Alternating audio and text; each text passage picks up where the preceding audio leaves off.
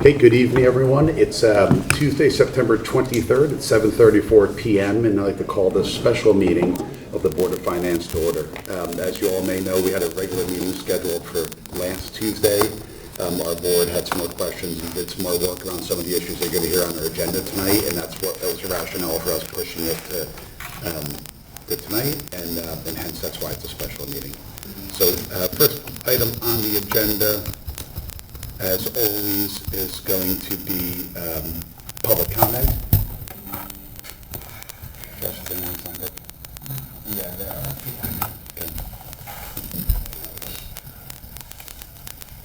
Okay.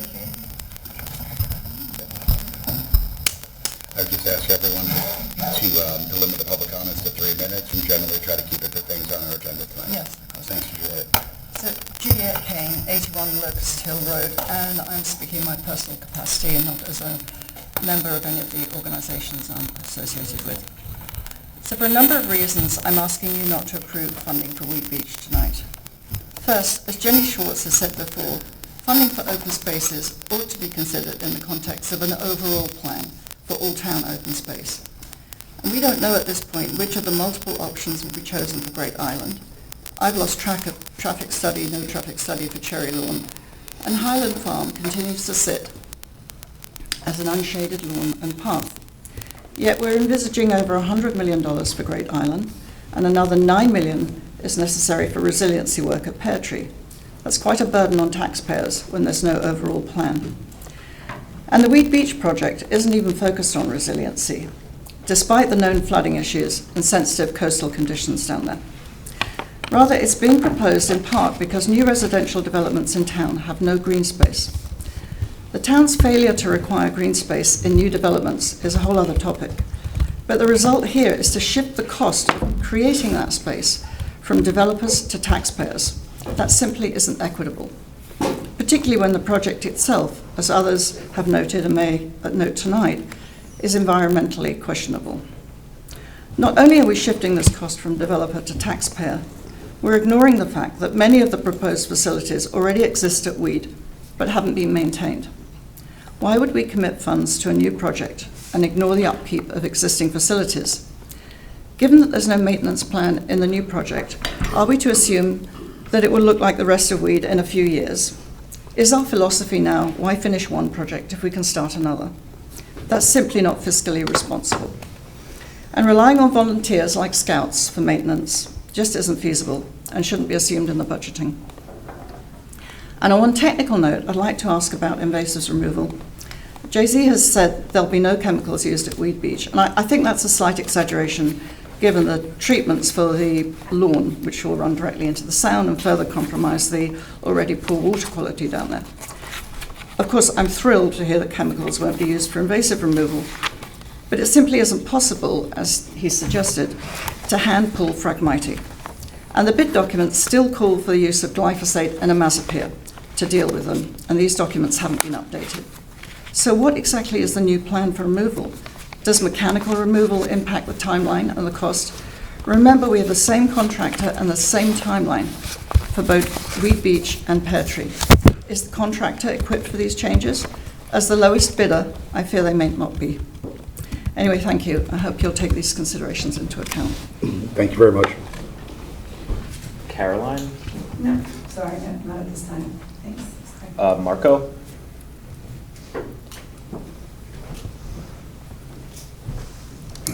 Just a reminder if you could just state your name and address for the record. Yeah. Thank you. Marco Stuckey, 36 Baywater Drive. So my main concern with all of this right now is pretty much the money the town is spending in one go on Great Island and Pear Tree Beach. Especially the current market environment, rates are pretty high and the town would have to issue further debt to finance such project. And right now Darien is benefiting from a very strong AAA credit rating, but continuously tapping into lending may jeopardize that. And I'm also concerned that many of these projects are done as interest-only loans in the initial years. I understand that Great Island is a done deal. Pear Tree is critical as we are losing the beach, But Weed Beach additional development feels like a wasteful and unnecessary spend and a pet project of sort. I think at this point we need to be careful that our fiscal path is going more in the direction of Greenwich and not Stamford if we want to retain our strong, exceptionally strong resident wealth. Solid fiscal position, which was the observation from Moody's in the 2020 rating review. Since we moved to Darien through a combination of mill rate changes and assessed value changes, my property tax rate has increased by 35%. So, yeah, I think we could allocate those financial resources in a more efficient way. Thank you. Thank you very much. Jan Raymond.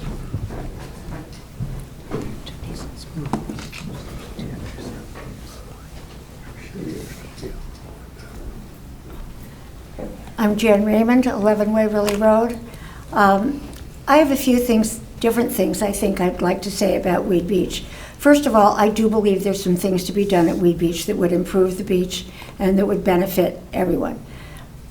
I don't think tearing up all of the wetlands, moving them, and creating an ADA compliant quarter-mile, 8-foot wide asphalt walkway is a good use of our money. I think we already know that we have some things we need to do to become ADA compliant at Weed Beach. I don't think we know all of the things that may come up when the study of Darien is finished. I also don't think that when I tell my friends, come to Weed Beach, and they get to sit on that asphalt, that that's a message that we want to pay for, and I don't think it's who Darien is. I also think that the things that we have already a sidewalk. I don't think anybody has looked at or I have not heard Park and Rec discuss any other options for accessibility other than that walkway that is proposed. Pulling out all the wetlands in order to put that in doesn't seem like a good use of money. I would like to see us go back, look at what we can do that will improve it without paving over more, creating more impervious surface, and would help us with our ADA compliance. We have on the beach now, beach chairs. We're putting down mats so that wheelchairs can go down them. If you're on this walkway, which we're paying for, you'll have very limited view of the beach and the water.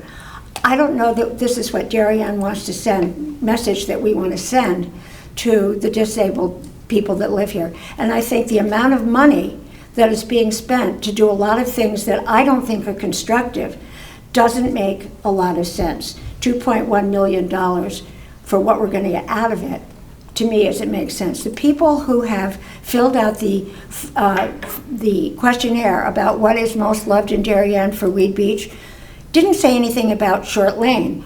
Things that are Weed Beach that haven't been considered that are of great importance to people are 6 tennis courts, 5 paddle tennis courts, a hut that people can rent to have events in, and the beach.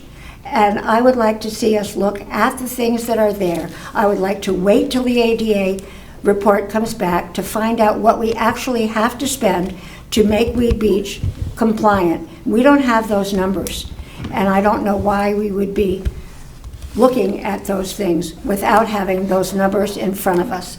So I hope the board will very seriously consider coming up with a plan that answers the concerns that I have, and I know that other people have as well. Thank you. Thank you. Julie Jones.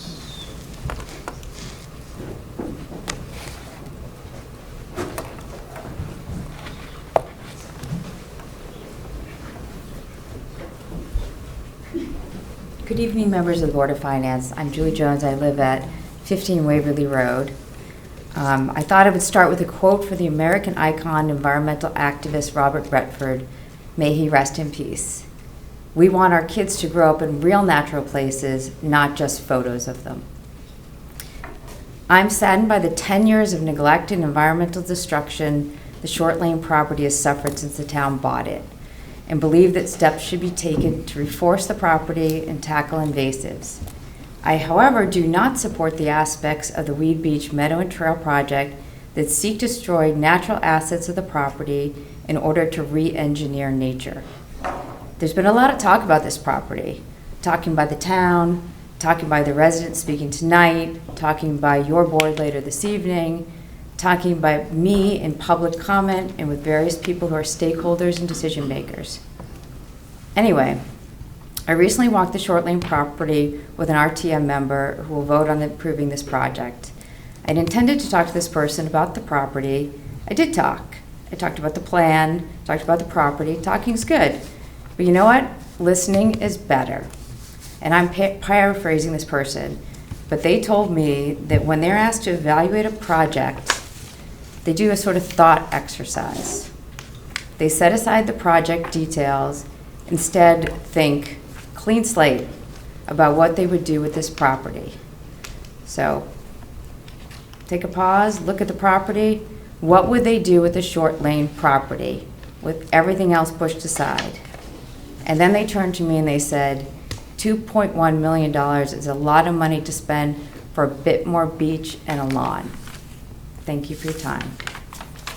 Thank you. Catherine Metcalf. Metcalf, thank you. Hi, I live at 129 near Water Lane, and I'm here as a taxpayer and a homeowner near Weed Beach. Economists tell us that we live in a VUCA world. If you don't know what that is, it's a volatile, complex, uncertain, and ambiguous world. We've spent $100 million on Great Island. We don't have clarity on what's happening. I'm concerned as a taxpayer that we're now being asked to take on projects simultaneously at Pear and at Weed Beach. And the price for taxpayers is really steep.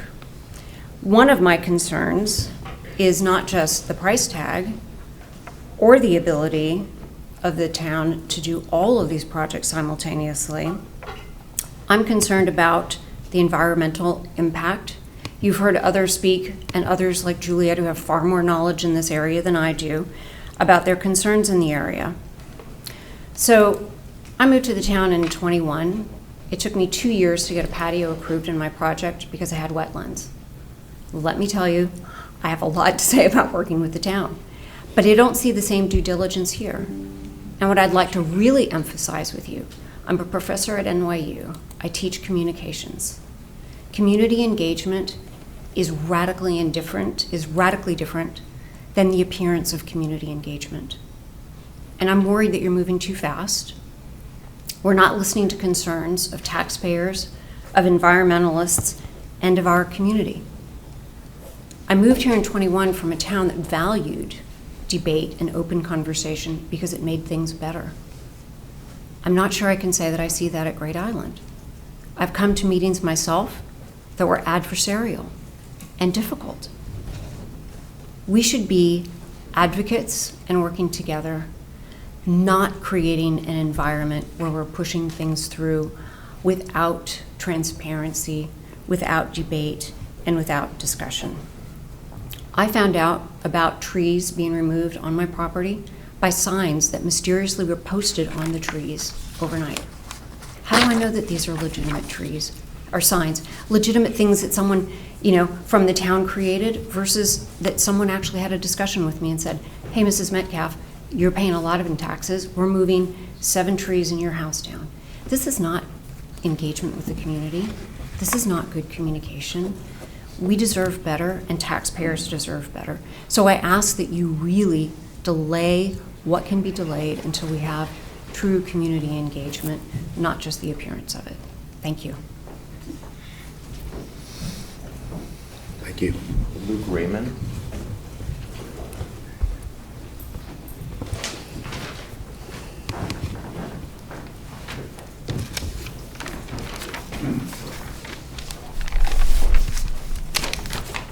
Thank you guys for your time. Nearly a year ago, almost to the day, our first selectman stated it would be unfair to both the residents of Nearwater Lane facing the undeveloped property and the taxpayers whose money went toward purchasing the land a decade ago to let the property sit untouched and unusable, end quote. I live on Nearwater Lane, facing the proposed project. I'm not speaking from a NIMBY perspective, but as an advocate for a sensible, balanced plan, one that takes into account existing assets at Weed Beach and is guided by a reasonable budget. This plan appears to be driven by less community need than by the notion of fulfilling an obligation of the purchased product. Simply because, it does not integrate the many underutilized assets already at Weed Beach. For example, the manicured 2-acre grass area on the opposite side of the park could accommodate a walking path at an estimated cost of $50,000. Along the beach, an ADA compliant sidewalk already exists, but it lacks access points leading up to the beach to enjoy the view. That could be addressed at a fraction of the current proposed cost. The financial implications are also far greater than the headline figure of $2.1 million. When including the $1.75 million purchase price and hundreds of thousands already spent on engineering and design over the last 5 years, the total cost approaches $5 million. Before factoring in ongoing maintenance, that maintenance will not be minimal: mowing, invasive species remediation, watering, plowing, and road upkeep in a flood-prone area. Unfortunately, Parks and Rec has not demonstrated strength in maintenance. At Cherry Lawn, invasive species have rebounded due to inadequate follow-through. And at Weed Beach itself, old grills have been discarded in the woods rather than responsibly removed. Happy to show you.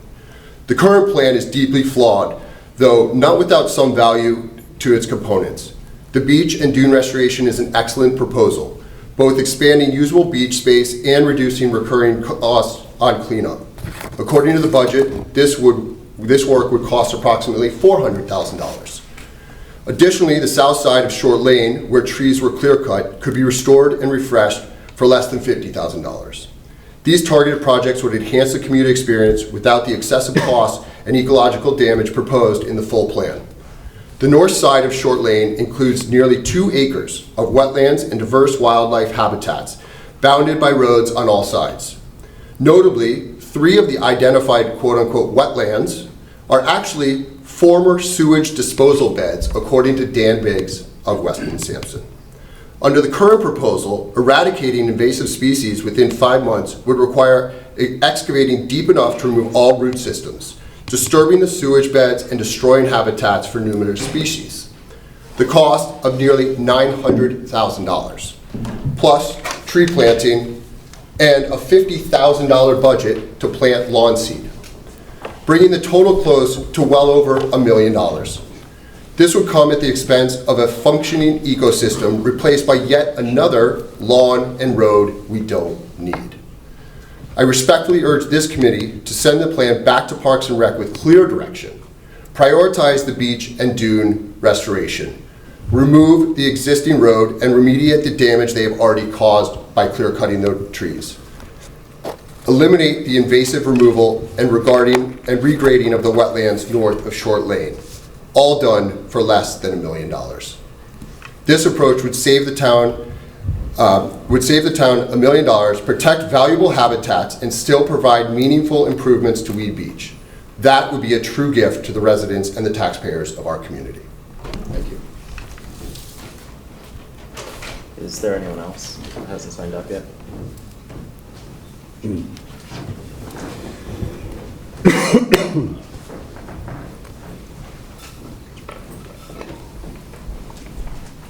Susan Marks, 39 Fairfield Avenue. I wasn't planning on speaking tonight, but I decided that after hearing everyone, I should say something. So, good evening. My name is Susan Marks. I'm on the RTM, but tonight my remarks are my own personal thoughts as a 36-year resident and past Board of Selectmen member. I'm here to support the Weed Beach and the Pear Tree projects. I sat on the Board of Selectmen when the town voted to purchase Short Lane property, and I sat on the Board of Selectmen when we established the Pear Tree Building Committee. Over the past few weeks, I've listened to meetings, read many, many emails about the projects. Some are very factual, and some are a little exaggerated, in my opinion. The Board of Finance, you've asked great detailed questions. I feel like Parks and Rec Department did an outstanding job answering each and every one of your questions with background and facts. The town hired experts to study and guide us with both projects. As Board of Finance members, you either trust the hired experts or you don't. Many people have given their opinion.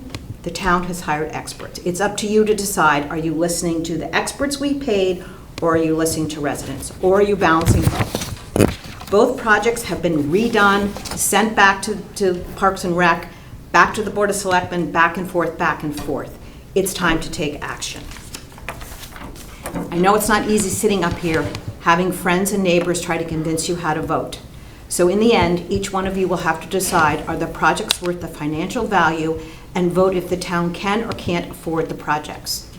It is truly about what is good for all 22,000 residents that you all represent, not just a few. Thank you.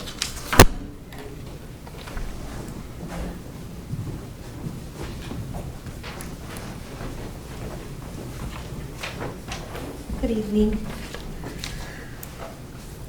My name is Astrid Peters, and I live at 36 Ridge Acres Road, and I have emailed my comments earlier this evening and last week to the board. I'm reading comments by Natalie Tallis of 34 Baywater Drive, who apologizes for not being able to attend this evening's meeting herself. I request that the Board of Finance postpone action on the appropriation and bond request for the Shore Lane parcel at Weed Beach. This is not a request to stop meaningful improvements for the public, but a request for careful vetting and updated analysis before committing significant funds. While my initial concerns were environmental, further review over the past 2 years has highlighted a major financial risks as well. Removing wetlands, the area's natural flood safeguard, on a lot with a high water table increases both the likelihood and the cost of future flooding. The resulting financial burden will fall on families who have recently moved to Darien. I received a copy of the Weston and Sampson's notes on wetlands at 6 p.m. this evening, and I did not have time to clarify and correct some of the claims. I would say it is a one-sided document supporting the current Shore Lane plan. However, it does not contain information that would provide a more holistic view of the very complicated issues regarding wetland removal and filling.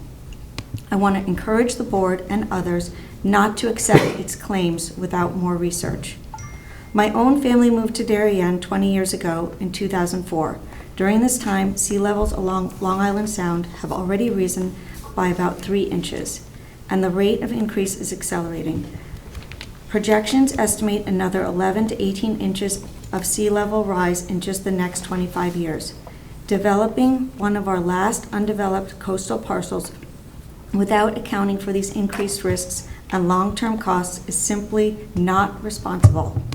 I urge a thorough independent review of the true financial and environmental costs, including flood risk, construction, and irreversible wetland loss.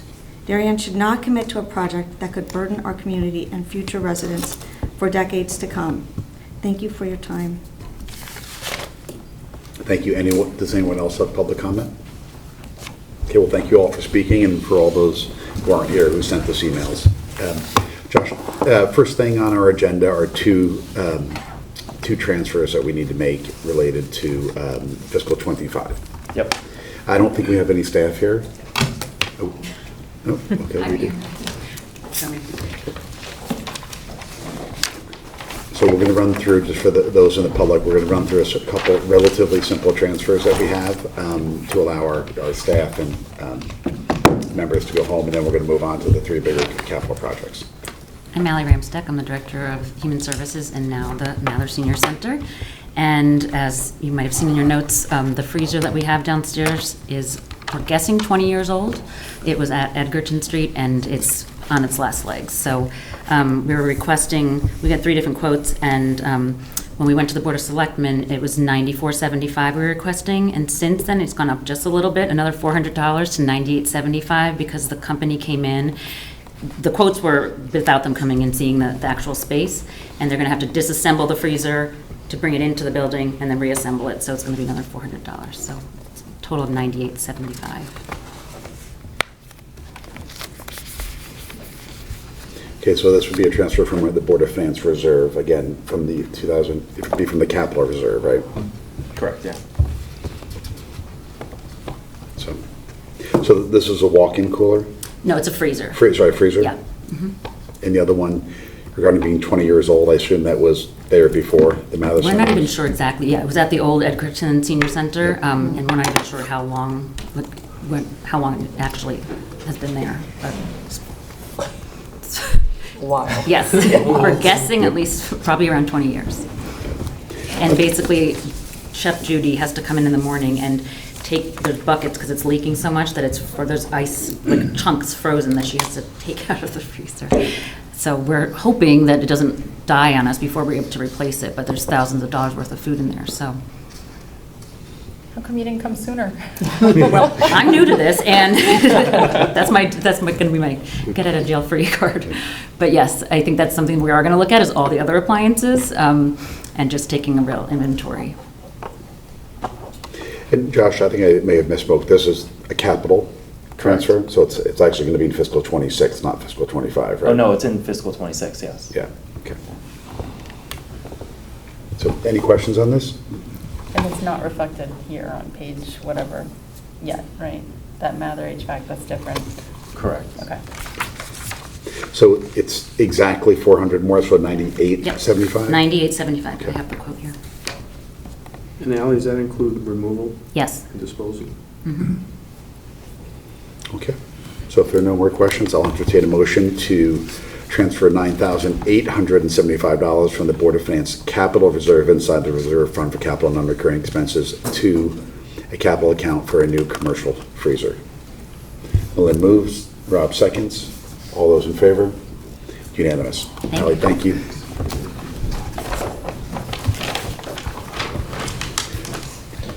So the second transfer that you have in front of you is kind of the final transfer of FY25 and the final piece kind of before the financials are solidified in FY25.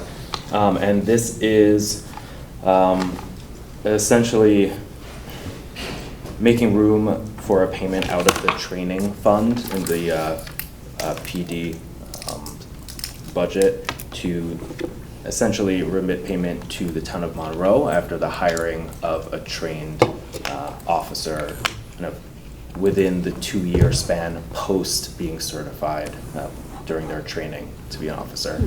So the payment is around $38,000, and there was some full-time salary budget available, so it's being transferred from that line in the Detective Bureau into the training line. We don't have to approve that part of it? The transfer. So there's 10,000 left in that training budget. We're going to add 27 to that, so it'll basically get us to the full 38 that we owe the city or the Town of Monroe. Town of Monroe. I would just expect to see it coming from both places here, but anyway, it's fine. Well, so we're moving 27 from It's coming. the salary, putting it into the training account, and then that'll and then add it'll go this out. 10,000 that's still left in there we did It not can be close out. administrative, okay. Yep. And I spoke to one of the police commissioners. I think this was related to training, and this sort of drug on for a very long time. The discussions or negotiations between the two departments. There were negotiations, and they kind of finalized, and we had only really heard the upshot of it within the past week or so. But technically, they closed negotiations within FY25, so we're booking it back as an expense to that time. So we want to get this transfer in quickly before the auditors come in tomorrow as their final visit, so we can kind of wrap things up for them. Okay, I think we've done this before. I think this is standard. There's, as Paul mentioned, a certain amount of time by which after they leave a department where they've been trained, where we pick up a pro rata piece of it, right? Last time was 2 years ago. It happens every few years, Yep. I suppose. Okay, any other questions? Okay, I entertain a motion to transfer $27,600 from the fiscal year 25 Detective Bureau full-time salary into the fiscal year 25 police training budget. Paul moves, Dan seconds. All those in favor? It's unanimous. Okay.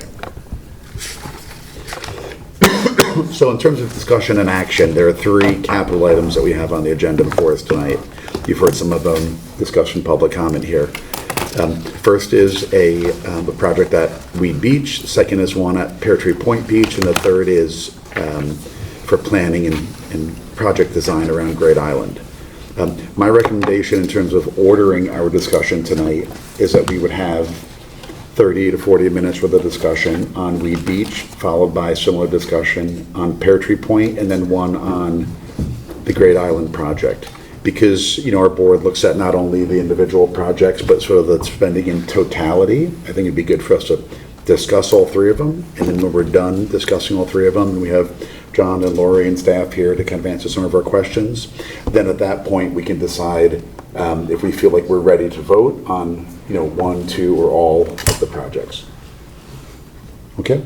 So I think in terms of format, I asked John and Lori again, and Jen, thank you again for coming tonight. I know you guys have been at a lot of meetings regarding this, but they're big numbers and important projects, and you know, we've read the countless amounts of materials that you shared with us in the meetings and presentations, but I do think there will be a few more questions that we have here. So, John, I think maybe to kick things off, you know, with the Weed Beach project, I think what might be helpful to just level set the conversation is maybe just a few minutes outlining like what the project is and maybe even some of the major pieces of that project. I know the project has a lot of different names and so forth, but I think maybe touching very highly on the 4 or 5 different pieces that make up the whole project would be the best way to start off.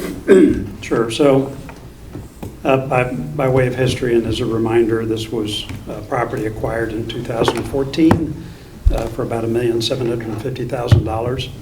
And I think as everybody knows, it was previously a residence. I believe there were 2 houses on the property at one point, and as several have pointed out, we basically had no investment on that property since its acquisition.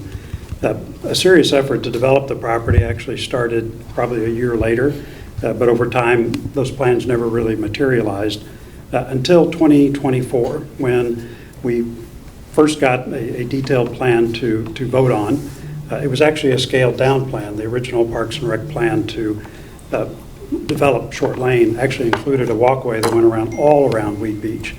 That walkway was actually taken out for cost reasons, and the development plan that we considered in 2024 just focused on the Short Lane property. So when Weston and Sampson helped us develop that, they also had a preliminary bid figure in that property of $1 million.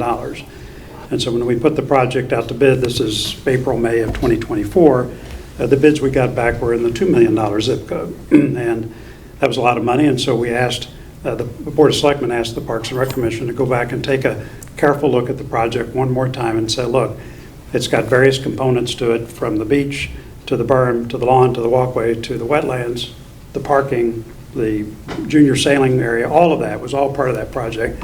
Is there a better way to do this that could get the cost down closer to $1 million or something less than the $2 million that had been bid? The commission took a careful look at that over 2 or 3 months over the summer of 2024.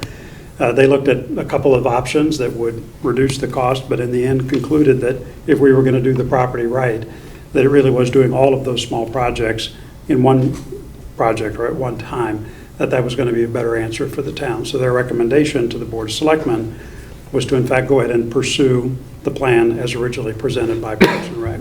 So we did that. In the spring of this year, we put it out to bid and we received no bids. We went back and rethought the bid documents. If you relax your timing quite frequently, you'll get bids. A lot of times contractors won't bid if not because they don't like the project, but because they can't work it into their schedule. So we made some adjustments to that. We put the project out to bid. We had, how many bids for this? Five? Five bids for Weed Beach. The one that we selected, the lowest bid was disqualified, but the next highest bid, net, is about the $2 million that you saw in the presentation that I did. So this project has the following components, which some of the commenters have mentioned today, and I'll just march through them. First is really expanding the dunes in the beach area, and if you think about it, all we're doing is taking the existing Weed Beach and taking it all the way across to the private Roden Bay Beach that sits at the far east end of the beach. We believe that by treating it this way, i.e. treating it just like we do the rest of Weed Beach, it actually improves flood resilience in that area, And Weston and Sampson has looked at the flooding conditions there extensively, and they have concluded that that's the case as well. We will contribute approximately 24,000 square feet of additional beach for the public to enjoy. So by extending that beach over, that's how much additional beach space we will create. We're going to develop an accessible pathway between the parking area, and I've got kayak launch area. That's really the location for the junior sailing kind of headquarters, if you know well, over there. That's over there right now, but not really accessible because of the way that little roadway is structured and the condition of that area. All that would be fixed as part of this effort. We would remove a number of damaged and diseased trees and add something on the order of 35 native trees and 32 native shrubs in that area. We would eradicate invasives, and we would relocate wetlands northward. I'll get to more of that in a minute. We'll bury power lines, improve the surface of the overflow parking. If you park down there, that's basically a dirt lot today. And then improve the appearance and separation of the short lane property from the residents who live along near water. I guess I'll close with this map and then stop and maybe take your questions. This is a kind of a pictorial representation at a high level of what this looks like. The components there, I don't know if you can go to the next slide, Jim. There you go. So it's going to clean up that gravel area parking lot and add a stone swale to that. It will move the small wetlands areas that we have. As some folks pointed out, those were created as part of the sewer pump station and are actually small. The view from Weston and Sampson is that over the long term, it'll be much better for those wetlands to be consolidated into one area that's north of where most of the human activity is going to be. Over time, their belief and my belief and the Parks and Rec Commission's belief is that having those consolidated wetlands up away from human activity is going to be a better long-term answer. In addition, clearing invasives, like I said before, and you can see from this map how the weed beach would be extended over to the east. The one area of controversy is that lawn area, which largely exists today, would be slightly expanded, and it would have this walkway that you see around there, which we can talk about and I can answer additional questions. But that's basically the components of this project. Let me stop there and see if there are questions, or if Lori or Jen, you guys would like to add. I mean, I'd just like to comment that, there have been statements that these projects are being rushed. I can assure you they have not been rushed. Myself and other members have been on the commission for almost 10 years were asked probably in 2014 to start looking at what we could do with that parcel to incorporate it into Weed Beach for recreational purposes, which was the direct resolution passed by the RTM at that time. We've been working on that. We looked at some preliminary ideas, then we took a pause while we conducted the Parks Master Plan, which was completed in 2008. I think as those of you who have recently seen us go through the Great Island Master Plan, that process itself can take over a year and is based on a tremendous amount of public input.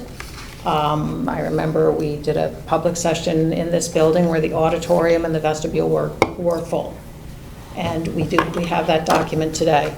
The plan for Weed Beach actually is, the plan before that we're asking for funding for is actually a very extremely netted down version of the amenities that master plan called for based on what our community told us they would like. One of the options that was said was possible there, although the town decided not to pursue it, was actually a town pool. But there's also a splash pad, more picnic pavilions, more of the slope having an amphitheater. There were different options, which as we proceeded through this project over the last number of years, including as John mentioned, we did look at a plan to connect walking paths through the entire park because that was a highly desired amenity by our townspeople. But we were told it was too expensive. Interestingly, at that time, it was about $1.9 million. And we were specifically charged with going back and developing the plan to incorporate the short lane piece and the surrounding land into the park. Remember, short lane was like the hole in the donut. And Jim, I found a quote of when you were at the time, chair of F&B, saying, this is a strategically important acquisition of land for the town. So that really gave us the opportunity to incorporate close to 5 acres, which is, it's a 22-acre park. So we're talking over 22% of the park, which we have not made usable for our residents. So this plan has been, and our charge has specifically been, take care of, figure out how to incorporate this plan. So we have worked with Weston and Sampson. They are a highly respected planning, design, engineering, and environmental firm. We've utilized the resources of our park and rec staff, our planning and zoning staff, including our EPC officer, also our public works department. The plans have been reviewed and approved by all of the appropriate town boards and commissions, individuals who are selected for their expertise, and they have been peer reviewed by outside engineering firms. We've obtained additional permits from other agencies when required. So you all have funded us to hire these professionals, and I think, these are the recommendations. So when we have a memo, which we provided to you, from Weston and Sampson saying this is our position on why this is the best way to hold in the wetlands, we believe we need to rely on that professional guidance. So. Okay. I appreciate the overview. Board, questions, comments? Well, I have a comment. Yes, we rely on our expert consultants, but Reed Hildebrand, during a Great Island Advisory Committee meeting, said that in no uncertain terms should you touch wetlands. So we got one consultant on one project saying one thing about wetlands, and another one on this project saying something else. So at some point we have to weigh the consultants and then make a decision for ourselves. And but they also sewage too. I don't think they were commenting on the wetlands at Wheat Beach on the No, they were project. commenting generally at Great Island. There's a small wetlands, and Becca said, Becca was always very, in talking about all the different ideas and things that could go at Great Island. The one thing she said with kind of a lot of conviction was, and there's a small wetlands here, and you never want to touch it, because there's nothing that can do hydrology and soil filtration better than wetlands. So I understand they're two totally different projects, and I'm confused now because I didn't realize we're using the term wetlands for what's next to the pump station, but they're really, according to Dan Biggs at Weston and Sampson, they're what he calls sewage disposal beds. So, and they don't have a lot of functionality. They're holding basically wastewater. And I know that, so that's, are you going to make, if they're going to try to be made into wetlands, I don't know. I don't have expertise on that, and that's for them to tell us. So, I'm trying to weigh all the different information, and I don't want to take up, if anyone else has questions, you can. Yeah, Becca also did talk about firmly, though, the importance of removing and eradicating Phragmites. That was definitely mentioned very directly in what we need to do on Great Island, and this area of the park is just overtaken by Phragmites at this point, and they just squash out everything else. Yeah, I don't want to get, I was on GIAC. I think the area of the wetlands you're referring to is, I think, on the south or southeast side of the garage, the pump station. No, on the Great Island. Oh, on one of the buildings where I yeah. think there was actually a small conservation easement, but I don't think that consultant's even been on this property, so I think. I understand. I'm just telling you, I know that there's separate projects, but when we've got consultants that have different opinions on wetlands. Yeah. I think the team is great. I think you guys have done, I've been covering the Parks and Rec department since I got on FMB in 2019, so I'm very familiar with the budget and all the projects that have come through, and I've been a very strong supporter of a lot of things that have come through Parks and Rec. And so,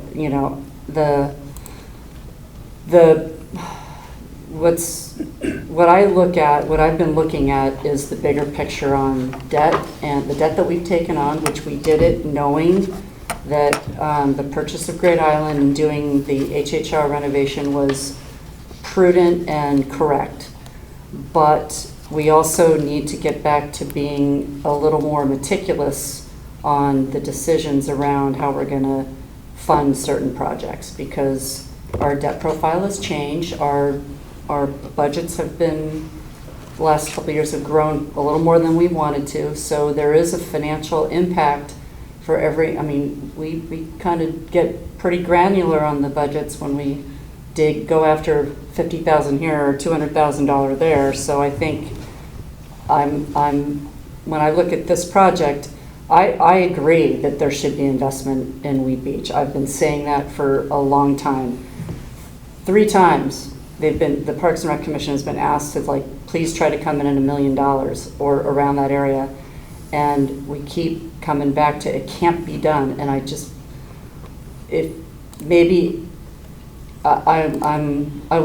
think you can do, you could probably do 80–90% of this project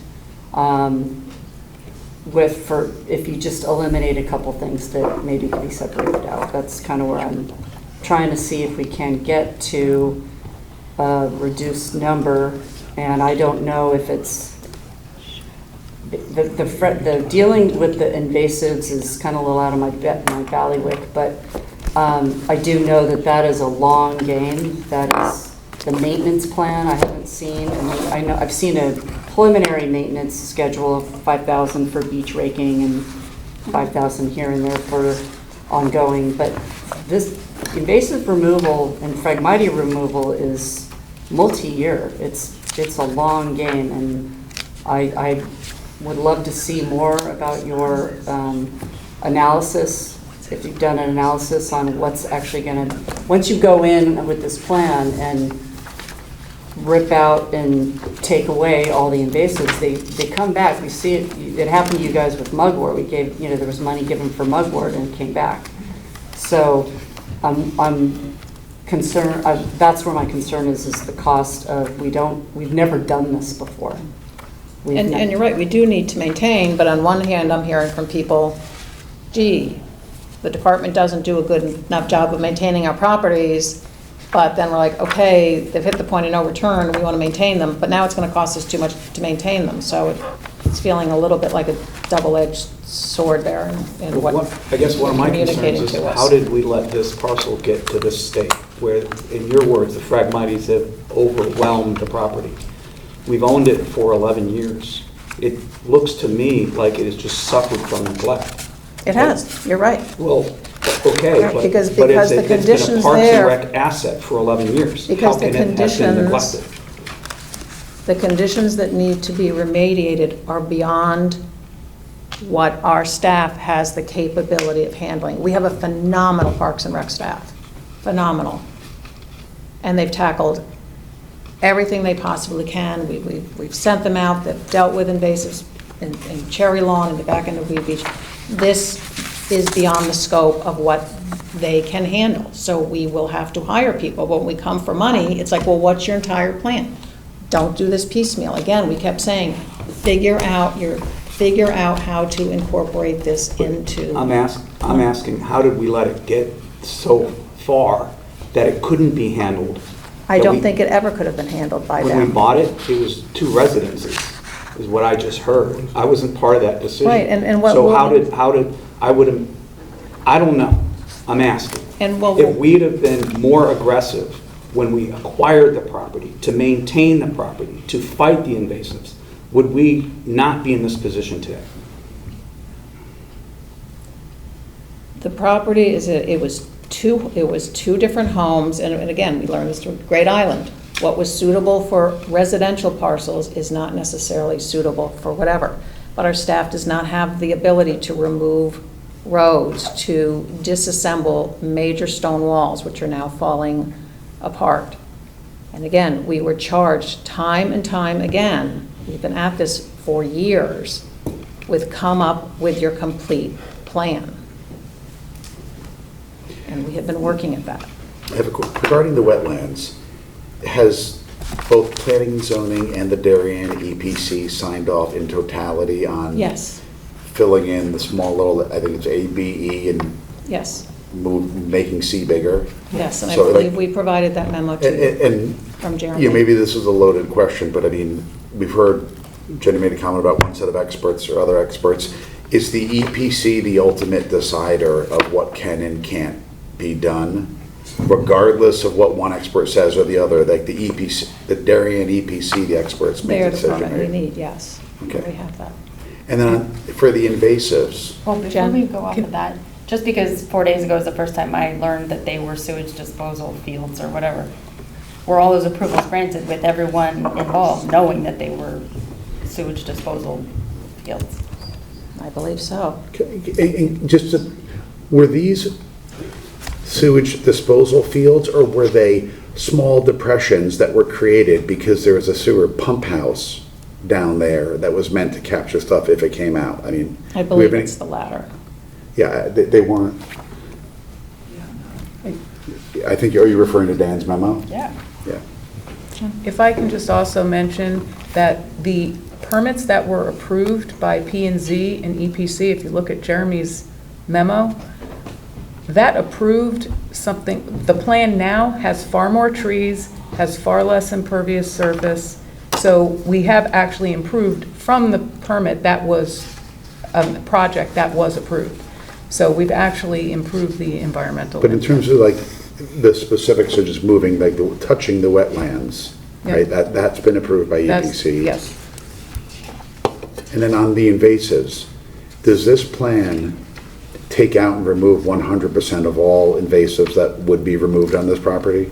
Or is there still like leftover work that needs to get done?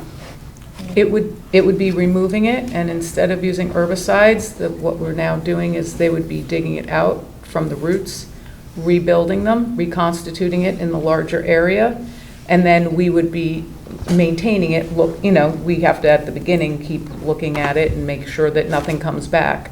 And it should be fine, and if we need to take smaller steps, as before it becomes a huge problem, you could address things as they come up. But all the, like the bad stuff, the invasives, right? This removes them all, and I guess, do they naturally come back, and does the town have like the staff or manpower to be able to maintain it so it doesn't become, overgrown again? Right. No, I think it would be something, once you're able to maintain it and start kind of from the beginning, we would be able to maintain it.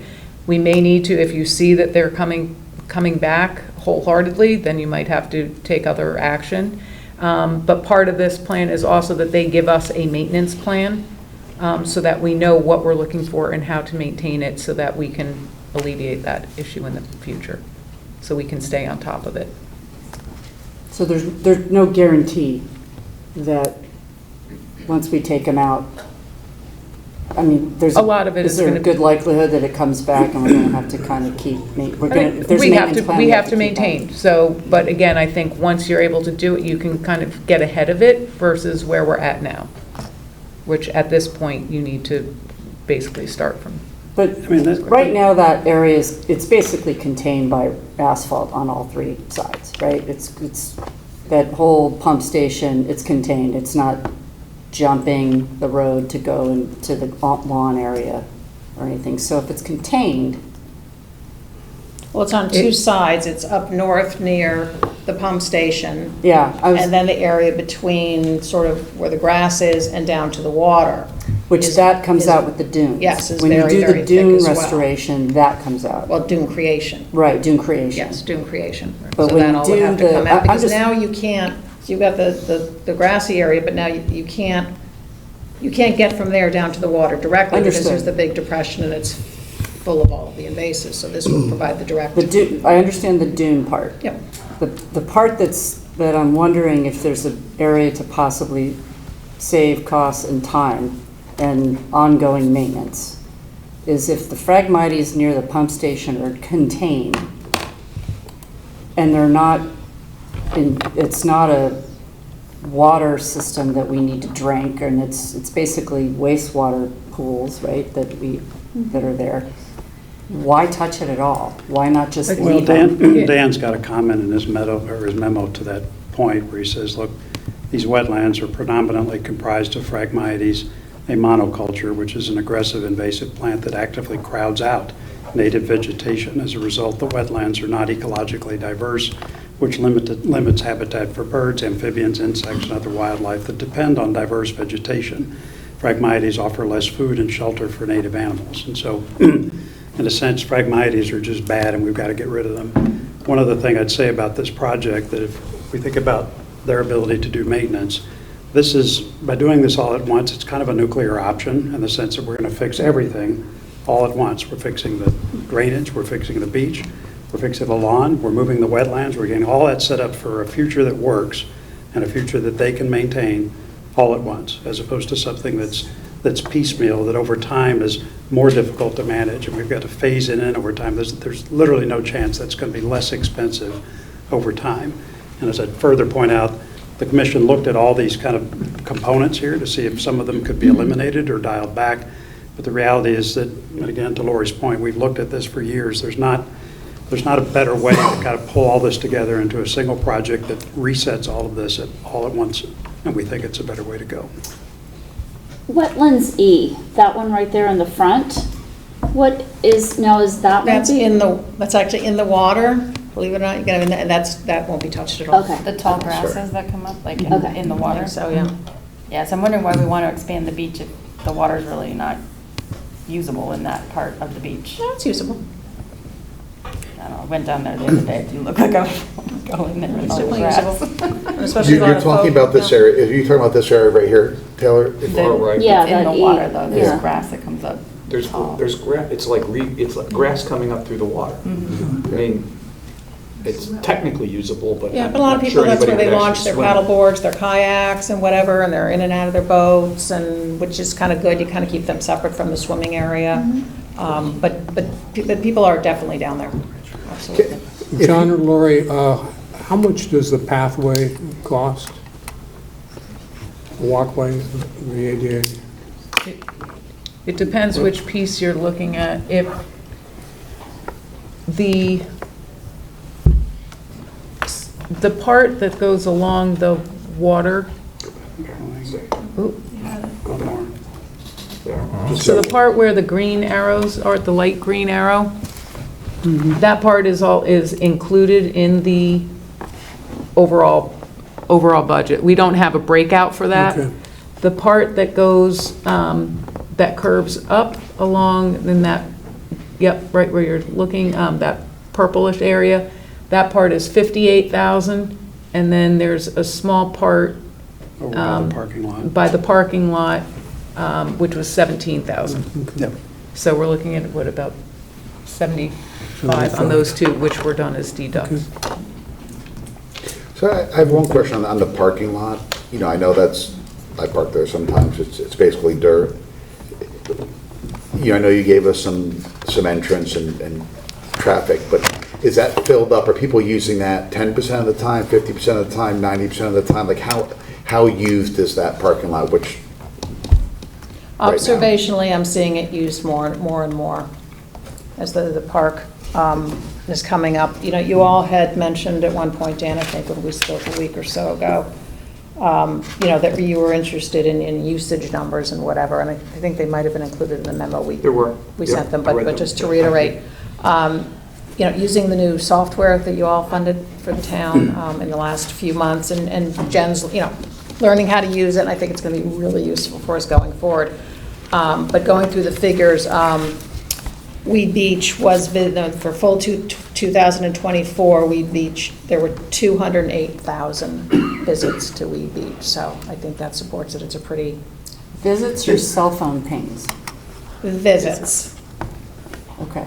And so they do that off of cell phones, but then they use algorithms to assume, because they have demographic information, if it's an adult, they probably have 2 kids are with them or whatever, but 208,000 visits. And what was the time period for that? That's for 2024. Jen was able to go back as far as 2019. The visitation from 2019 to 2024, and I'm going that period to that period, So wait, is I'm up sorry. 18%, because it did go even higher during the pandemic, but you would expect So we that. didn't have placer area until this year, but you're telling me Yes. that we could get data Back Police to are ID, their data goes Back, back. it goes to- back 7 years. 2018. So they've been tracking this They've all been day. tracking us this whole time? They've been tracking us. No, no, they're not tracking us, they're only tracking Rob, actually. They, How that could they company, be that company has access to anonymized cell phone location data everywhere. If you subscribe to it, you get access to that data and all the demographics attached to it. And So they have a database that goes back whatever. we don't have a database. I said they have a database that goes back Yep. whatever, and then if you ask it for this area in this year, they can pull it out. Correct. We can actually do an analysis in Kansas City. We have access to all their data. We're just focused here, though. Can I get a hold of that memo, whatever, that there's zero chance there's 208,000 people visiting weed. It's impossible. It's 550 a day. I was there Saturday on a gorgeous day. Couldn't have been more than 20 people in the whole place. It just cannot be that number.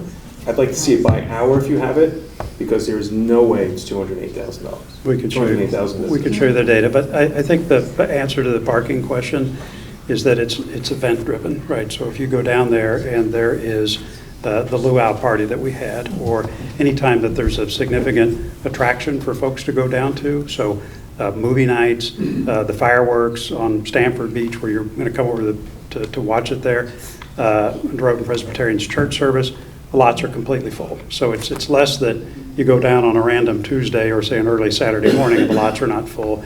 It's at particular times or when we have certain events that's when those lots are full, and all of that accessory parking there is fully utilized. We offer a lot of lessons down there, tennis lessons, we have the paddle tennis. Kids are down there for summer camps, yoga almost every day of the week. I mean, it actually is, I live on near Water Lane, so I'm down there almost daily, and it actually is very heavily utilized. So I'd like to see it by hour. The other thing, I'd like to see how many beach permits we sell, how many people are in these We have tennis some of programs. that. We provided that That's in the information. information that you received. Yeah, but if They're lower right now. the placer data that I have for Cherry Lawn also says that there's 5,000 visitors in the morning. Right. And Right. I don't think There's that's correct. There's a lot of skepticism over the Look, accuracy of the look, placer here. AI numbers that we've been Let's- exposed to so far. Let's There just is. we're still, I have not spent time on Placer because I have enough time to Yeah. breathe. Yeah. Let me figure that out and spend some time on it. I'm also trying to get a high school kid to help me with that, so when I get the high school. Go to middle school. Well, when I get some high school oversight and supervision, I'll get back to you. And Yes, then we'll have a perspective. So that's why I'm saying, instead of that, I'd rather that you rely on the event-driven perspective that I provided, which for those events, even you've been down there, those lots are fully subscribed. I've been down there for events and for church service, and I don't remember them ever being full for an 8 o'clock Sunday morning church service where there might be 80 to 100 people there total, including children that aren't driving. Well, So but I'm just- the other thing is, keep in mind, we're also not expanding the parking, we're actually fixing the parking. So this is, I mean, you can continue to park there, but it floods and it's a mud pit. And what we're trying to do is put in gravel, put in ADA parking that's right over there, and put in a walkway that gets you the rest of the Yeah, property. my question is whether that parking is necessary. I agree that it exists and that it's a piece of dirt right now. Right. The question is whether to invest in it or not. And this proposal suggests we should invest in it, and I'm still skeptical as to whether that parking lot's necessary.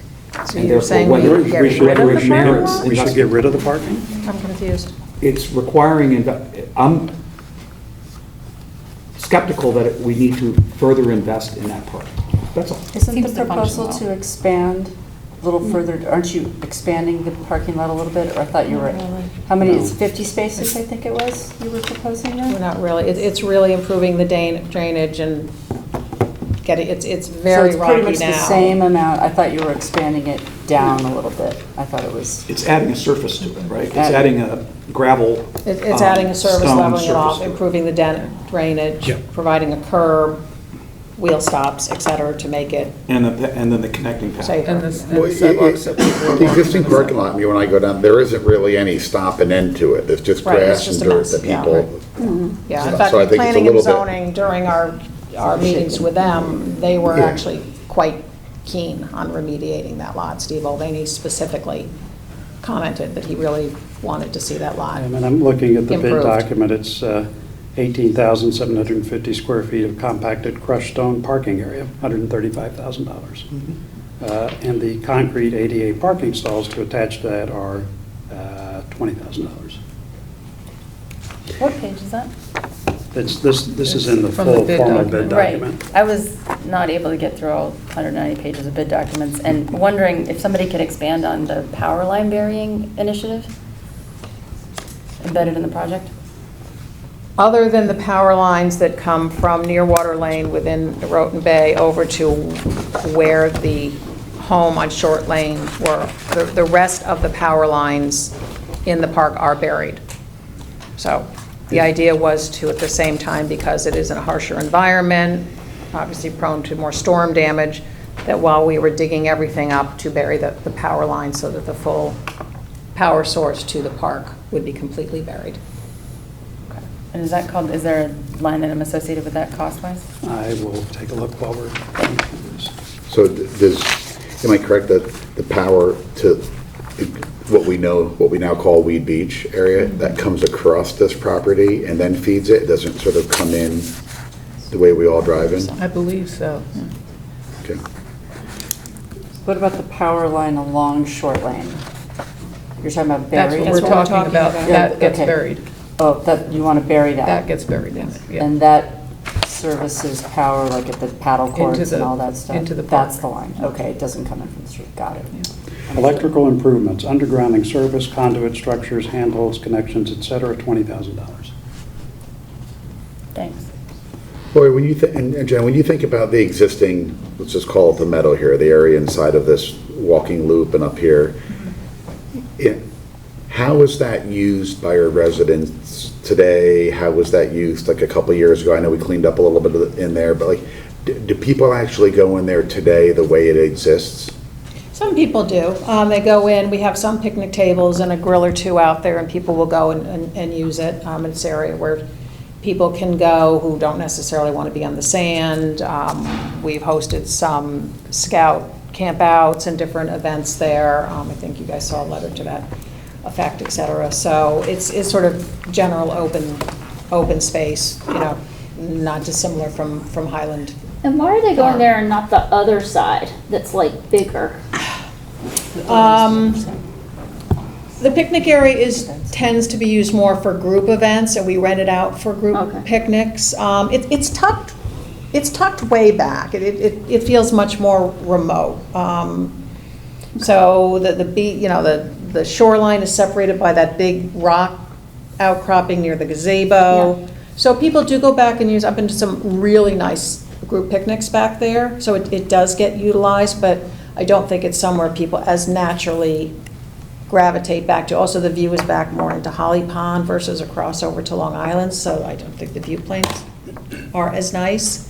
But it does get utilized. I see people just small groups picnicking there, whatever. The teenagers seem to like to hang out back there, but it tends to be more of our group rental sets. I was out there today and some people were having some lunch, and the way the parking is there by the paddle hut, there's just not as much parking to be there, right? So that parking could fill up, and to actually get to that side of the beach, if you're driving, you've got to park closer to the main pavilion or actually into the other parking. And so frankly, it's just a longer walk. And my read on it today was that was a cause that part of the beach is not as well utilized.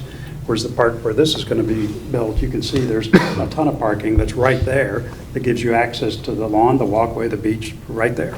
But to be clear, none of the picnic area will have a view because there'll be a dune in front. Not true. No, I don't. No, because that's a good question.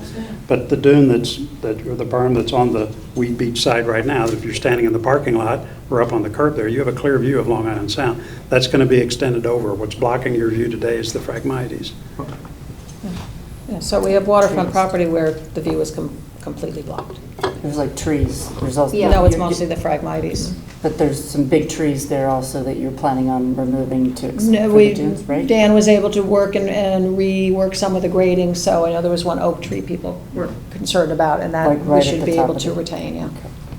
Yeah. But it's really the Phragmites. A few years ago, our previous director had the staff just cut the Phragmites back, which was nice for about a month, but you could see what it would be like and it actually is pretty amazing. I think it's also worth saying at this point that the mandate to incorporate short lane for recreational purposes of 11 years ago is a moot point with the purchase of Great Island. I don't feel the need to live up to that, given what we've purchased and what we plan to do with that. A lot of things One have changed. A lot of distinct- things have changed in 11 years, and a lot of things have changed since the 2016 POCD. Right, we've purchased Great Island, and that's a significant expenditure. I And understand. I think part of what some of us, Jenny's been leading it, is a consolidated perspective on our open space, rather than looking at project by project. And I know that requires a lot of work, and I know the 2026 POCD will maybe incorporate some of that, but it's difficult to evaluate individual projects in the absence of a consolidated perspective. That it does include Great Island in our inventory of assets. I would say one key distinction, though, is if you review the master plan for Great Island, it does not provide a beach to our public. The very small beach that is there will not be a public beach, so it's not adding a beach asset. So I'd submit if people want to go to the beach, Great Island doesn't solve for that. Stipulated, yes. It's not a beach asset per se, but it does have other attributes, such as pathways that may make this pathway redundant or unnecessary, or not. We just don't know yet. That's the point. We don't. We know also yet. bought Great Island. I mean, sorry, Highland Farm. So Right. this plan started in 2019, 18, 19, and then while the plan for short lane kind of started, and I remember the iterations of the amphitheater and the boardwalk and all that. What happened alongside of that is we bought 16 acres at Highland Farm and installed half-a-mile walkway of ADA compliant accessibility and 92 parking spaces. And we run great events there, and we run soccer and cheerleading and other programming. We also bought Great Island. We also have demands from doing HHR. Like I said, we all agreed that, we were in favor of getting that done. We did Ox Ridge Elementary School. It's not just the management of the open space. But buying Highland Farm and buying Great Island created tremendous artery access for recreational purposes. And there's programming, and there's passive and active, and the difference is this plan keeps coming back kind of the same. I know it's been reduced in terms of it doesn't have an amphitheater and it doesn't have a boardwalk, but there's still a rooted belief system that we have to have, we have to have ADA compliant walkways right on short lane, and we haven't. I know there's plans coming down. I did the walking tour with you guys a couple weeks ago, and I know that there's other aspects of Weed Beach that you're looking at, like the playground, and I know that there might be some ADA compliant ideas to explore. So this is not a Weed Beach plan. This is a short lane plan. So there's things have changed in this town, which is changing the way at least I look at this project. And like I said, I think there's great elements to this project. I really do. But I'm worried about the scope. I mean, I do recall during the presentations when the projections that were run when we were considering buying Great Island, and I remember it specifically being stated, this will still allow money to get Weed Beach done. This will still allow money to get Pear Tree done. So this is a bit of a change from that representation for. Well, I'm not sure who said that, but. You're not you, Jack Davis. Well, Jack's not on the and by the way, I understand, but he was very things have engaged in the evolved process. since we approved Great Island. We now have 2 other schools that are going to require major investment that are now 2 to 3 years closer to actually having to fund. So I actually don't think that's the case. There's been no major renovation of either the high school or middle school put forward by the Board of Ed. I understand, but they're in the first selectman's presentation as to what's coming, and we're 2 to 3 years closer to that eventuality. That's just the calendar, that's all. Well, the amount put, I don't know if Jonathan want to talk to it, but the amount that was put in that presentation is not the amount that the Board of Ed. Yeah, that's an excessive amount. When I redeliver that presentation to the art team in October, I'll correct that. 10 to 15 million is a better place. Okay, we're just But in using the case it's- information that's been made available to Understood. us. If that's changing, we don't know how it's changing, so. Yeah. So do people on this board think we should be selling this property? What property? Which short? The short lane. Short lane, if we don't want to make any major capital improvements to What it. are we going to do with it? Just wait, let Who are them- we going to sell it to? And the town doesn't really have the ability, from a staffing standpoint, to make improvements to it. I didn't know that was on the table. No, I'm asking, I'm saying if we don't want to make major improvements, if we don't want to fix because part of this is fixing the area and how you access, I think, the junior sailing program, right? But if we don't want to make this, should the property or the portion of it that can be, should it just be sold? I think it's two different issues you're asking. You're asking, should we sell this property? We're asking questions on a $2 million Weed Beach project that I think some board members sitting here think might be a little excessive. I don't think you can throw out that as a single question. I think it's unfair. I agree with that, Rob. It's not binary, like do this project or sell it. That's not what any of us are saying. No. No. Well, no, I'm saying it's The questions that- there's like two ends of the two bookends here, right? If we don't I feel don't like, look at it If that the way, land trust Jim. I wants to don't know buy if it, everybody sure. else does, Maybe but we'll I just do certainly it, don't leave look it at it that way. untouched. no, I'm saying the bookends are that we don't feel like we still need this property as much as we did 11 years ago, because we don't think it's as imperative to build into Weed Beach. If the town does not believe that, then that's an option. The other option is to do everything they're asking for. The other one is to do something in the middle, or nothing. I'm going to stick to my original answer. I'm going to go ask the question I had is, what changed in the scope of this from March 24 to now? We went from $1 million to $2 million. No. The $1 million was an erroneous, a bid-free estimate by Weston and Sampson at some point that they put out there. And what was in there, John? Like, The same, the plan that was bid on, that was the original $2 million bid that we turned down, and the bid that we put out for this plan, that plan is unchanged.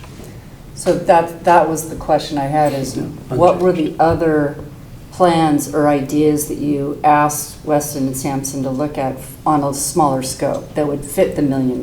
Like, did you look at, should we just do if we just did the dunes? What if we did the dunes and the parking? Like, in terms of priority, because all I'm hearing is it's fill or kill, right? It's all or none. No, we asked them to go back when it came in at 1.9, and we went back to them and said, okay, if we can only spend $1 billion, and again, they're just making best estimates, what could we accomplish? And they looked at the different pieces and gave us a couple of different iterations.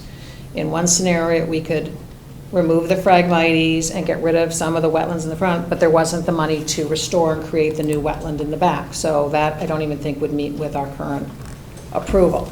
So there were different pieces. I don't think in either case we weren't able to redo the parking. I don't believe so. So, we looked at the different options. And you couldn't just do the beach restoration and the plantings? The thing was, if you did the front, right, you lose some wetlands there, and there wasn't enough to be able to enlarge the other wetland. Oh, I So meant we- along the beach. Because there's some that are along the beach. So if we were to expand the beach portion, we couldn't reconfigure the wetlands to Yeah, to get this to work, it's D. To get the wetlands to work with the berm and have it match what we have on the rest of Great Island, you've got to move that wetlands.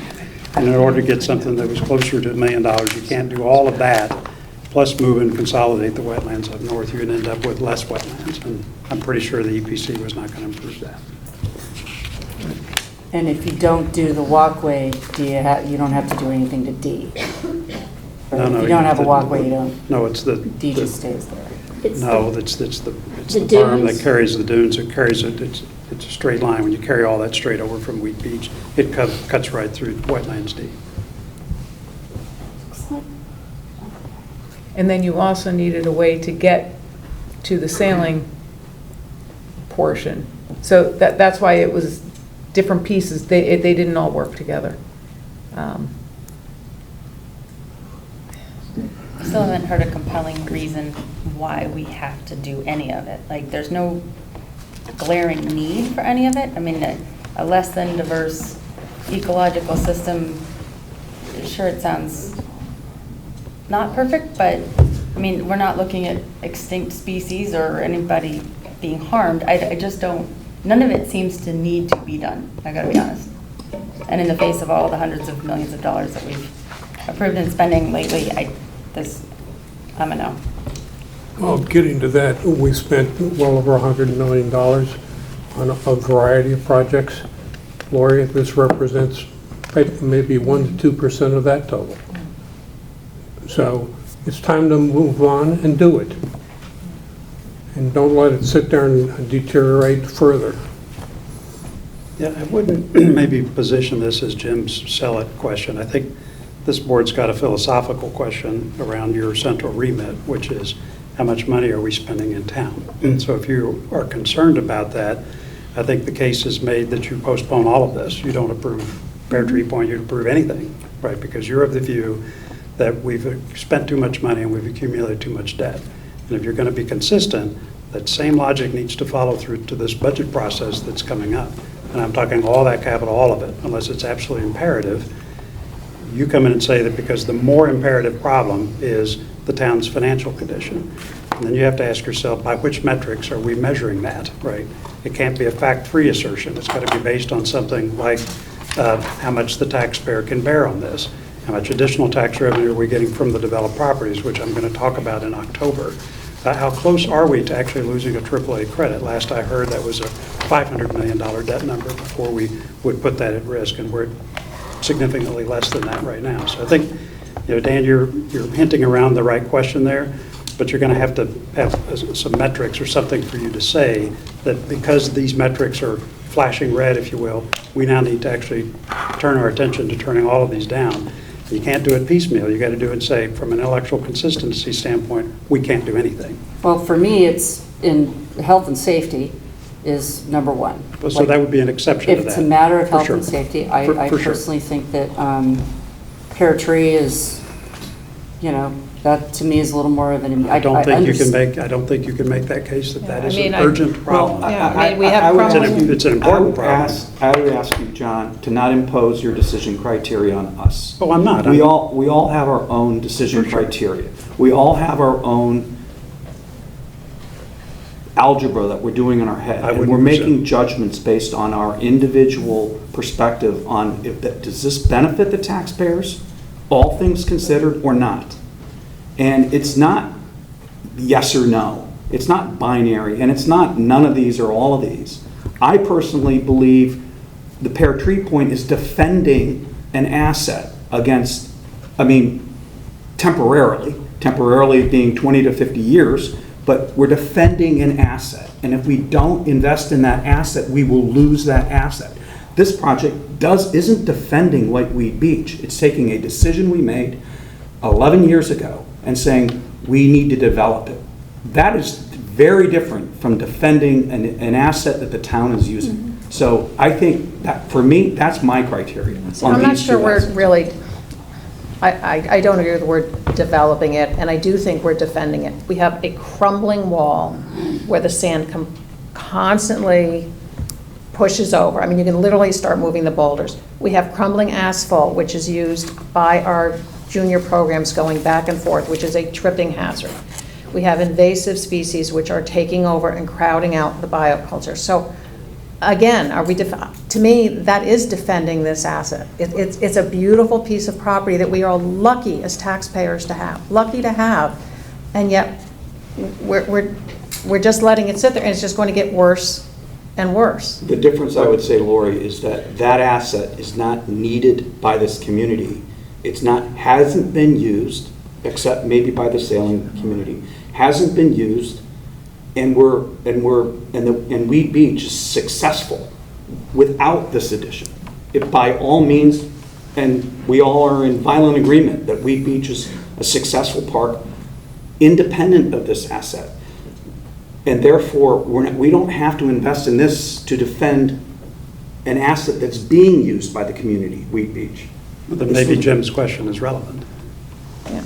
I take issue with the idea Pardon? that, I'm not sure what, Well, then maybe Jim's question is relevant, which is if we don't need to, if it's an asset we're not going to use, therefore we don't need to defend it, which is why do we have it then? How far are we going to let it deteriorate before? What standards of care do you apply in terms of saying, this is how our town assets should, it's like, but land, everything else has to be taken care of. At what point are we going to say, okay, this is so, because it's pretty darn bad now? I'm sorry, Lori, but by that calculation, it hasn't been taken care of since the day we bought it. So we haven't been taken care of. You're right, and we need to now. But we haven't been. Okay, but So that's, when we bought it, and I was here when we all voted, when the people that were elected voted to buy it, we actually specifically said that we weren't going to put any major amount of operating or capital X into it until we knew how and when we were going to integrate it in, because it would be silly to buy it, do a whole bunch of stuff to it before you knew how you wanted to integrate it. So it wasn't like it was ignored when it was, well, I think it was like late 14, then like into 15 and so forth. It was, that's when plans started to get developed, and I believe the first one came out in the budget season of 18-ish. Before the pandemic, right? definitely. So, yes, in terms of, it's 9 o'clock now, the way I wanted to run this was discuss all three projects, and at the end, we can have the discussion around, which I think is an important one. If this board is going to say, we have financial constraints, then I think we as a board need to be clear in communicating what we think our cap is, whether it's debt, whether it's debt service, whether it's overall spending, whether it's mill rate. I do think we need to communicate that back out so our operating boards, Ed and selectmen, and all of the sort of land use and other boards understand what that is and can plan around it. So I do think, you know, while we can all be thinking inside our heads now, we all have a bit of different ideas, I do think we need to communicate back out kind of how we're going to govern or if you will, cap your capital spending. So unless anyone has questions that we don't have an answer to right now in weed, I would suggest we maybe move and turn our attention to Pear Tree for a bit. Sure. So what are we going to, we're going to talk about Pear? We're going to move on to Yeah. Pear We're Tree. going to talk about Pear Tabling for a this bit. for now? We're going to talk about Pear Tree, okay, to understand what that is, answer any questions, Okay. and then do the same thing with Great Island. You know, Pear Tree is 9 million. That's almost 4x, 4.5x what this is. And then Great Island, although it's only about 2 million that's in front of us, that 2 million is for another 15, 16 million-ish. So we're going in order of size. And I think when we get done discussing them all, because I do think what I'm hearing from this board is everyone wants to deliver value for the taxpayer, the best value and use for the taxpayer, but they want to do that inside some type of Lagrangian constraint, which is finances. So I'd like to talk about them all, and then we can talk about how they fit together and how we see relative value in any or all of them. Okay? Does that work? Sure.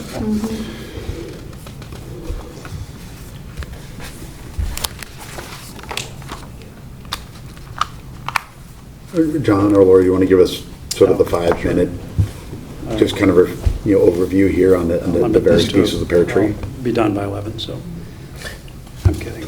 Okay. So Pear Tree Point has basically 3 components. The genesis of doing this project, as has been referred to in this discussion and earlier, is a perception that we face a serious erosion problem at Pear Tree Point Beach. That's been, I think, amply demonstrated by the facts, but also compellingly in presentations by Craig Flaherty, some of which you all have heard, and you've had a chance to listen to him at the Pear Tree Point tour that we did earlier this year. The basic problem is that as a low-lying parking lot, it's subject not only to beach erosion problems and the flooding caused from that, but storm surge, as well as flooding on a clear day when you get the right moon tide. I've been down there on a perfectly clear day with no rain and seen that parking lot flood, as many of us have. Craig's viewpoint, as well as the view of Weston and Sampson, who's done this project, their sense is that making an investment to raise the parking lot as well as correct the drainage that we have there and repave that area actually will significantly improve resilience of that lot. The second piece of this project is to dredge around the boat club harbor, which you see shown in red on this diagram. That dredging was last done in 2003, and the boat club has reported that boats are starting to have trouble getting around that. What's made it a little bit more expensive, a lot more expensive this time, is that the standards for sediment contamination have gotten more strict since it was last dredged. In those days, we were able to dredge this material and it could be dumped in the Long Island Sound. We're not able to do that this time, and that's made that more expensive. And then finally, there is some wetlands restoration, some improvements there to the picnic area that you see. And then the last part, since we are doing the lot and the dredging, is to go ahead and fix the boat ramp that's there. That boat ramp is too shallow currently, so you got to practically drive your car into the water to get the boat to float off the trailer. By going ahead and making this a steeper boat ramp, it fixes that problem. So that's, in a nutshell, what's being proposed there. Lori, Jen, I think that's it. That's it. The one thing I would say too is that by raising, along with the parking lot, there is drainage work that's being done underneath, which will help improve the water quality. So there's different filtration systems and like backstops on there. I was going to ask if the dredging actually de facto helps with that, with the level of the water and the quality of the water. So Not so much the dredging, but underneath will be a whole new drainage system. Underneath the parking lot. Underneath the parking lot. And there's like a, not the right term, but like a backflow preventer as well that will keep it from backing in and raising up through the system. Where does it drain to? Sorry? Where does the water drain to? Does it go back to the sound, or is it in our sewer system? And I believe it goes back into the sound, but it will level out. It will have time for the sediment to settle out versus going right back into the water. In terms of the wetlands restoration, those wetlands there, that's not area where people No, that's actually close out to the water by the bathroom. go into that. There's not like a beach that people don't hang out in those wetlands. It's just. No. So what exactly are we doing to those wetlands in terms of restoring them? It's putting in new plugs of plants and just kind of replanting that area. I think And I this is believe a- that was part of the permit with DEP. Yeah, I think this is a very minor part of that Yeah. project. This is It's not a anywhere small close to portion this. of it. But required? I believe so, Yes. yes. But in terms of like the water coming into the beach, and whether the wind's out of the southwest or the west there, we're not changing how sort of water comes onto that beach up into the parking lot until the point at which where we put a dune up, right? A berm. Correct. Okay. So there's no real expansion in the amount of beach that people are going to be able to enjoy themselves on? The beach, yeah, the west beach will be wider. We're just putting a berm to try to prevent some of the more gentle high tides from flowing into the parking lot, right? But the west beach In is connection with wider. raising the parking lot, right? It becomes deeper because you have to gradually get up to a little bit higher elevation. So it will go up a little bit more, so there will be a little bit more beach for Can people you to enjoy. possibly show us on the screen? Because I've watched the videos multiple times. I still don't understand where everything's happening. Like with your finger maybe, is that possible?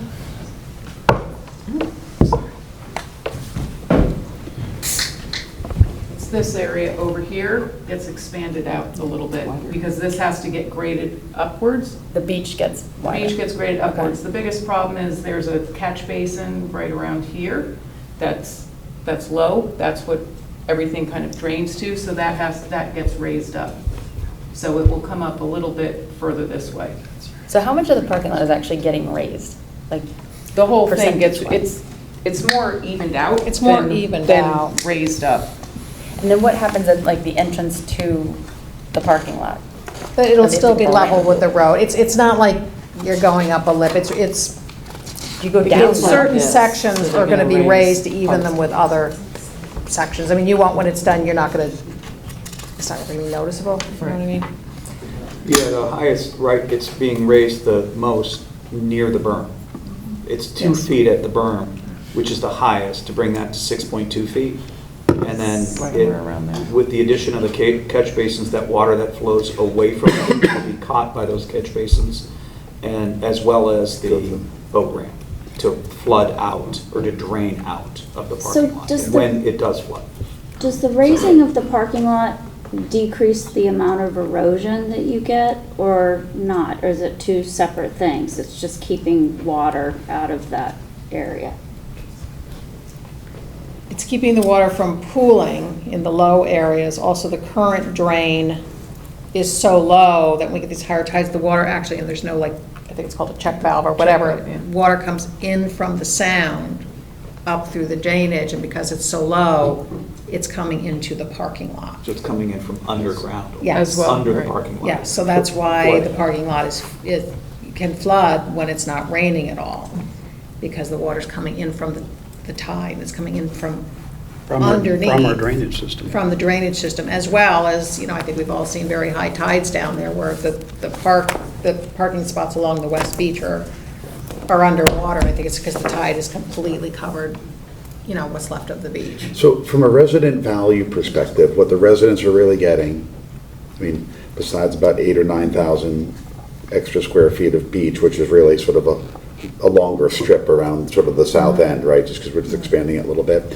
They're really getting a higher parking lot, which means if there's been 30 or 40 days where the parking lot gets some water, there's now going to be less days where it gets water. Yes. Correct. Yeah, and importantly though, that's true today and in 10 or 20 years, and it's a model, so it's not, it's Craig's model, that this parking lot as currently constructed would become almost Unusable. entirely unusable under certain modeling assumptions based on sea level rising. So this, to my words, this defends this asset from that eventuality. But if sea level does rise, there's a sunset to that, but it's decades out. But it's also, we're decreasing that from 40 to 0. Still, when we get winds, right, out of the west, and there's full moon tides, there's still going to be water in the parking lot. So we're just kind of decreasing the number of days where there's water, right? Correct. Can you talk a little bit about like the dredging? When I looked at this dock right here, there's, as I understand, there's two ways in which people use the boat ramp.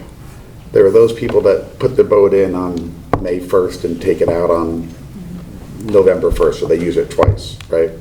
And then I think you had said in terms of the daily launch permits, because there was about 100 of those. Approximately. Yeah.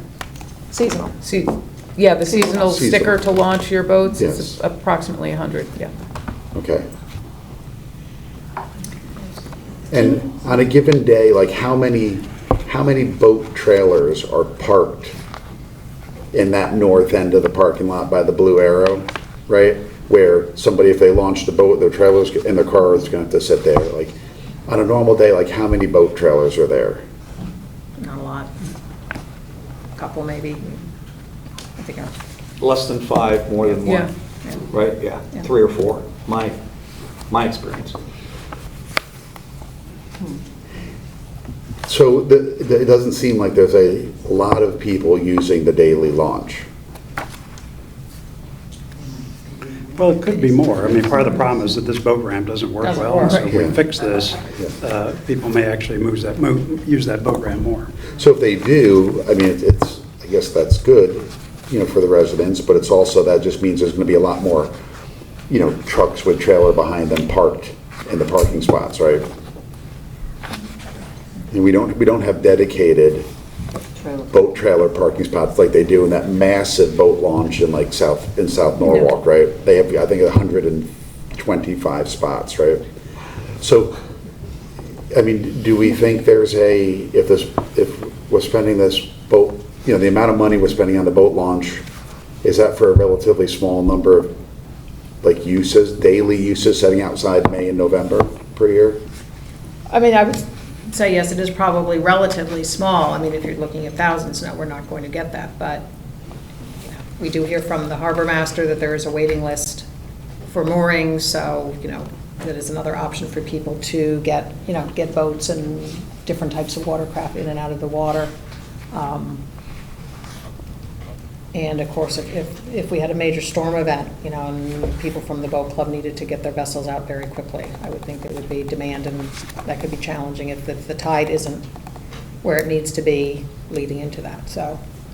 I mean, the tough thing is this is kind of $500,000 of a $9 million project, and if you're going to fix the parking lot, and you're going to fix the dredging, and you're not going to fix the boat ramp that people rely on, at least on a seasonal basis, I mean, I guess you could do that. Can you speak to the, there's another soundbite on raising the parking lot does something for the town in terms of not having to go back, or something related to deep regulation?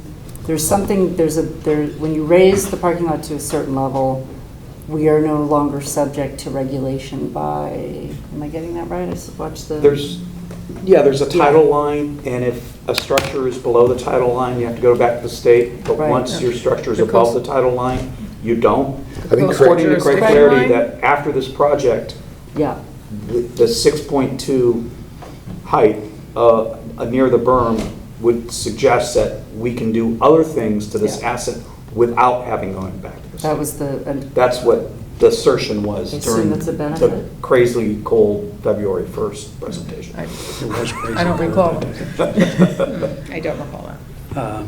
Possible. I mean, we've got a lot of limitations because of FEMA flooding requirements. Whether this gets us out of that, I don't know. I'll check that. To be clear, it was the question. state.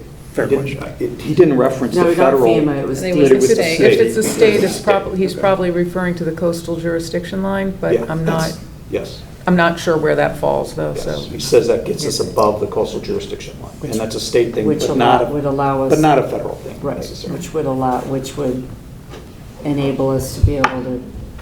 Do more to that asset without having to Without get a having to go permit. back. Which the permit we have now we do have a permit that expires in 27. Correct. That allows us to do this project.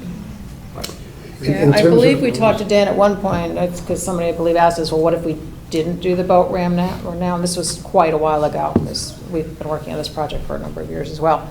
My recollection is the area of the parking lot adjacent to the boat ramp is one of the sections that needs to go up.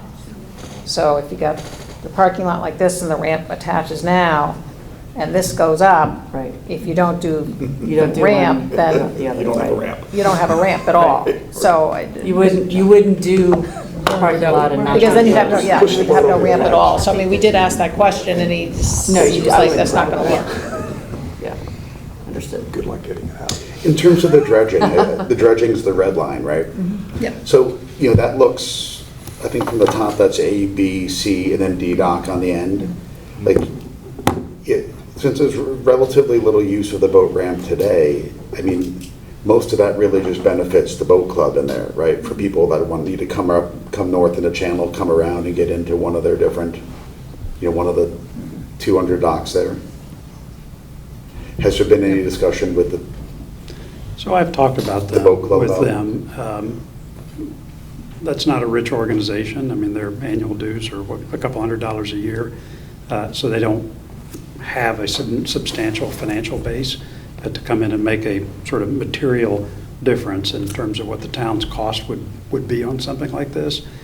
I get back to kind of a general point, which is how much of this is an asset that specifically benefits the boat club and its members versus how much of this is a coastal property asset that benefits everyone in town because we live on a coast and we have a facility like this, and trying to say, all right, how much of this should I assign specifically to users of that spot versus how much should I assign to the general taxpayer? I know Parks and Rec is trying to think about that in terms of whether you charge more for particular activities based on use as opposed to having the taxpayers do that. Actually, I've joined an effort to spend time on that this year. In terms of this, I think part of the issue is how do you assign a split between those two, given the assets of that particular club and their membership base and the dues that they pay. Even if you said, I wanted to have them bear quite a bit of that, how do you actually think about that in terms of what to charge them? So my general view, I mean, we could go back and ask them. I've had general conversations with them, but I kind of come out that this is a town asset for a coastal town with a coastal property, much like a beach, and therefore it's a taxpayer expense as opposed to a user expense. And the relationship there is we lease the property to the boat club, and then the boat club then charges its members to dock their boat there, right? Yeah, I forget exactly what the financial arrangements are with them, but it is like that. I don't have the numbers, though. Have we looked at grants for either, whenever we talk about wetlands or restoration, I was wondering if there's any grant Yes. opportunity out there? Yes. For so, either this project or Weed Beach or whatever? Weed Beach is harder. This has got potential because it's specifically preserving a coastal asset with dredging like that. There is actually a gentleman who runs a division within DEEP that has some grant funds that they do for something How like much? this. I think it's $5 million for the entire state. Oh. And so for us to kind of sign up for that in a way that's going to make a difference. But they're not and all also- on the coast, so. We're not, Coastal town. he's a very nice man. We're not qualifying for this. I mean, Okay. if we do, it's $10,000, and so it's, no. And Weed Beach, I know we're going to come back, but no qualification, okay.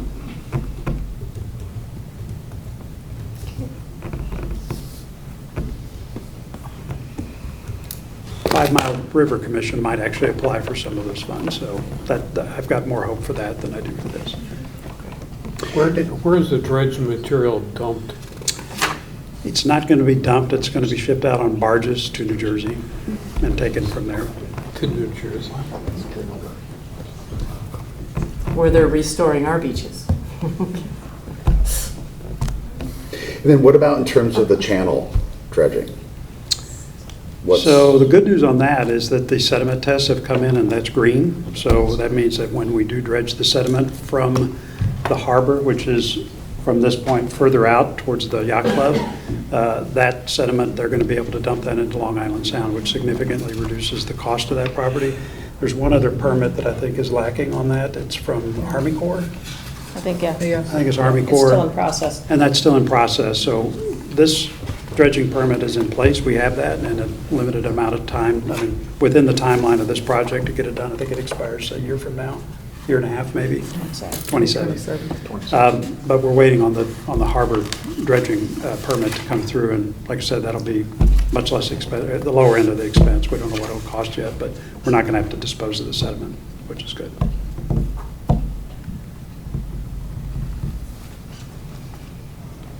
Yep. Any other questions on Pear Tree?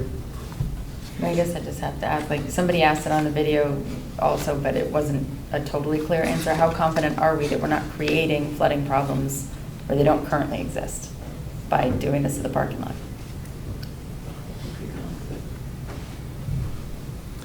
Well, this is intended to resolve flooding problems. So in terms of creating problems, extending problems, say onto Pear Tree Point Road, none of that is envisioned by any of this. Now, is it possible that over the longer term, 25 years, that the hydrology or the impact of all this could change? Possibly, but based on all the representations we've looked at, Craig's analysis of the proposed solution and Weston and Sanson's engineering, this is the investment to solve that problem, not create problems. Good question, though. And I just repeat what I said earlier. This is an asset that the town is currently enjoying and values highly, and it requires investment to preserve it for the community rather than lose it over time. Is the berm that's being created there along the beach and the new parking lot, is this like a fortified concrete type berm that can withstand storms, or is it? I mean, No. I hope it doesn't happen, but like the next storm that comes, like storm versus this berm, who wins? No, we would never get approval to put concrete or anything there. That never would have been approved because that just, water comes up, slaps against it and ricochets back out, so. DEEP won't approve any of that stuff. So this is just sand, right? Sand, dirt So will underneath. it wash whatever, away in the yeah. first hurricane? Will it wash away then in the first hurricane? I mean, that's... But it can be I mean, it'll be rebuilt. bolstered by beach grasses and other plantings. Right. Yeah, it's no different than what we have at Weed Beach. It would be the Right. same construction, and those berms have been there for years. They're fine. Oh, but they're naturally occurring, right? Or did we build the ones that No, we built those. Okay. We built those. Do we know what's causing the Weston Sampson fee to be 4% here versus 9% at Weed? Oh, the contingency? No, their actual Not the fee. contingency, just their I fee. think it's, If you look at their fee, it's 4% on this project. If you look at the fee on the construction phase for weed, it's 9. So if you guys have a comment, I don't have a clear answer to that question. I can speculate that part of that there's more complexity and uncertainty in the Pear Tree Point project, which is why the contingency is higher at 8% versus It's the other way around. 5%. It's 9% on weed, it's 4% here.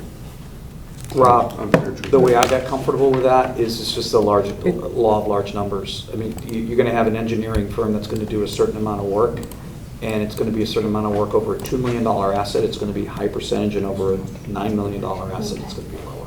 That's how I got comfortable. It's the number itself isn't that high. It's just as a percentage of the project. That's how I actually- got comfortable with it. That's actually one of the issues with the Great Island fees that we'll talk about in a minute. Part of the reason those numbers are higher as a percentage of total construction costs is not that those fees are higher, it's that the construction costs are a lot lower. Whereas if you're building a complex building with massive amounts of material and a ton of labor, say in the school projects, those construction costs are going to be much, much higher as a sheer dollar number versus the amount of sort of project design that you have to do. And that's why those design and engineering fees as a percentage of those projects are less than what you're seeing for landscape parks like this. But we can get more details on that particular question. I did not pose that to them. Okay, thank you. Anything else on Pear Tree? Okay.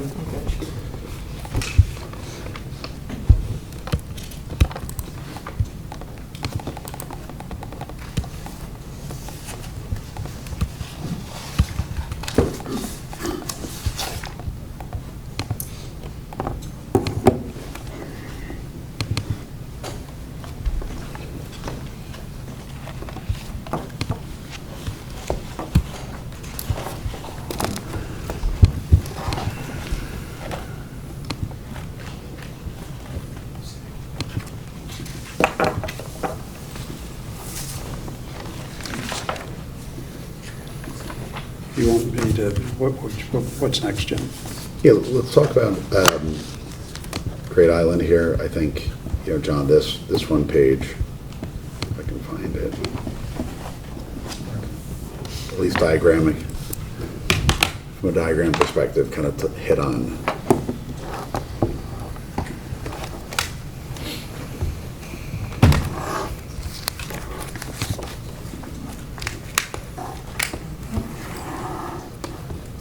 Okay, so I explained all of this a lot in detail in the video that I produced, but in a nutshell, early access is really designed to provide a nicely done, minimal project to create a couple of important things with regard to access to Great Island. The first thing that it does is that it allows us to bring cars onto the island. We will have between, let's see here, I don't like car count, shoot. It'll allow us to bring parking onto the island for really the first time. We'll have about 50 to 60 parking spaces with another 40 or so in overflow.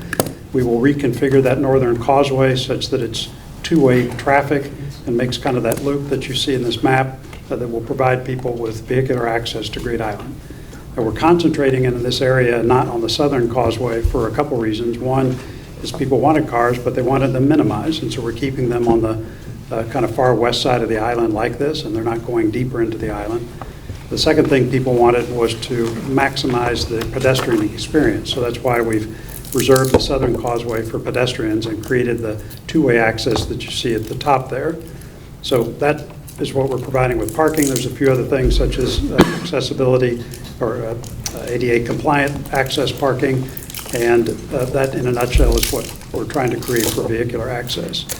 The other thing that's being built are some bathrooms and a small waiting area that's going to be in the root cellar that's next to the greenhouse. It was designed to put there because it met the following criteria. One is centrally located, and so there's ready access to bathrooms and a small amount of shelter that's right near parking right near the entrance where people would either want to meet or to use the facilities for whatever reason. And it was decided to put into the root cellar because that's something that keeps it out of the way. It's a discrete location. It's not a building that's a feature that says, here's bathrooms right here. It's something that's actually built into that root cellar and something that fits with the overall theme of trying to keep Great Island in as much as the same state that it's in right now. And so aside from that, parking and then this sort of access to bathrooms, that basically summarizes most of the investment. There's a few other things that are being done, such as clearing invasives and restoring the meadow area that runs from the greenhouse south down to the end of the parking lot that you see there. There's also some things like pathway lighting, signage and wayfinding, that type of thing. But in a nutshell, that's what we're proposing to be developed here. Now, the early access appropriation would be in two pieces. The first piece would be to fund the design work that gets us from the master plan strategy to construction documents, then oversight of the construction process. And then once we have the bid documents and have a formal bid from a contractor, we'd come back for a second appropriation. And Reed Hildebrand estimates that cost would be between $10 and $14 million for a total early access project cost of between $12.3 and $16.3 million. The one thing that the Board of Selectmen did decide to defer was any action on what they call building stabilization, and so this would be for the buildings on the island. What do we need to do to make sure that there are no hazards or nothing imminent in terms of falling apart or falling down? Reed Hildebrand's estimate of that was $5 to $6 million. We felt that that was worth another look to see if there was something much more minimal that we could do to keep those buildings safe and in reasonable shape while we as a town wait to figure out what we eventually want to do with them. And so we've deferred that particular investment until Public Works can take a close look at that and recommend to us what could be absolutely minimally done to keep those buildings standing while we wait to decide what to do. Aside from that, there's no further commitment on any of this. It is true that the master plan has an aspiration of what you could do with those buildings, but the plan is specific in the sense that it's a menu to pick from. It is not a mandate that you have to do any of those things. You can let those buildings sit like they've sat for decades. There's no imperative that says we have to do any of that. The master plan was intended to show us what we could do, not what we must do. The only thing that as a Board of Selectmen we feel we must do is we do need to provide vehicular access. There's a lot of people who can't come to Great Island because they can't drive there, either for mobility reasons or they're worried about walking on Pear Tree Point Road or a variety of reasons. We need to provide vehicular access and we need to provide parking. And we also need to provide bathrooms. And that's it. That's what we're providing. In terms of the cost of doing this, it's been raised as to whether Reed Hildebrand's fees are reasonable in this regard. Some have talked about the percentage of design and construction documents as a percentage of total construction cost for that number to be closer to 5% than the numbers that we have for Reed Hildebrand, which I'll go into more detail in a minute. Those numbers are not directly comparable with what's being proposed here. Keep in mind that it's a different proposition to have construction documents for new builds versus park and landscaping construction documents when you're actually out trying to build something that's consistent with the character of the island or consistent with trying to preserve assets that you have as much as possible. And those invariably require more care and attention. The other thing is that built into the Reed Hildebrand proposal is not just their design work, which if I look at what they're doing, what Langen's doing, which are the civil engineers, and Knight Architecture is doing, the sum total of all that money is about $1,052,000 out of the, call it $2.3 million that's being proposed. All of that work totals between 7.5% and 10.5%. In talking with Reed Hildebrand today, and also with Craig Flaherty, who is our owner's rep, who reviewed all this in detail, Craig's contention is that these numbers are in fact reasonable for this kind of work. He believes that it would be impossible to get the work that we need done if you were looking at some number closer to 5%. He doesn't think that's possible or reasonable given the nature of the work that these guys are doing, and feels that the range that they are proposing is in fact what we should have.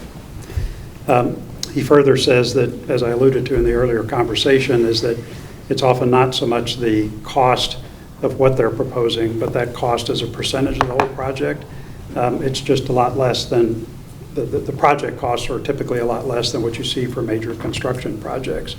The example he provided is you still have to have a lighting engineer to come in and make sure that the lighting is done right, but that is a percentage of lighting cost in a building that will have thousands of fixtures versus ours, which would have a few that need to be done right to preserve things like dark space. The percentage of that design work as a percentage of the total cost on that is by its nature going to be higher. And so when you look at these numbers and look at the percentage of them as a percent of the construction cost, that's part of the reason that these numbers are inherently higher for this kind of work than what you see in standard commercial applications. Reed Hildebrand also indicated that they've benchmarked this carefully against other landscape architects in their field, and we know from the architect review process that there are lots of competitors, and they say, look, we couldn't propose any of this stuff if it were not competitive with other firms that provide this kind of work, and maintain that these figures do in fact make sense. I'd further point out that setting aside just the $1 million on the design work, there are these other contractors that you see listed there on the left side. The type's a little small, but you think about someone, for example, doing the telecom security or even the arborist. Keep in mind that it's not just the design work that these folks are doing, but they're also going to be the ones that are at ARB defending the lighting recommendation to those guys that, look, this is what you need. It meets these industry standards. These are how parks do it. This is what we've done in countless other applications like this. But all of those boards and commissions, as well as residents, as we've seen from concern over cutting down trees, all of these people are going to pressure test these recommendations pretty hard. And all of the interactions with the boards who are going to approve all this is all going to be done by the folks that you see listed here. So that's why the overall proposal seems significant, but they are going to do a significant amount of work to get us to a completed end product that matches the kind of sense and the feel and the preservation kind of view that was really surfaced multiple times during the process that we had through workshops and surveys that people said they wanted. So I'll stop talking there and answer your questions, but that's what we're proposing, and that's why the expense numbers are the way they are. Did we bid this out with anyone else? No. Part of the reason is that if you're going to bid this out, you have to bid this out to other landscape architects to do this kind of work. And we interviewed, I think, 4 different firms when we picked Reed Hildebrand to do this. I think to stop this work and go to a landscape architect when the benchmarks that they provided show that the fees as a percentage of the proposed construction are pretty consistent with what's been presented to us.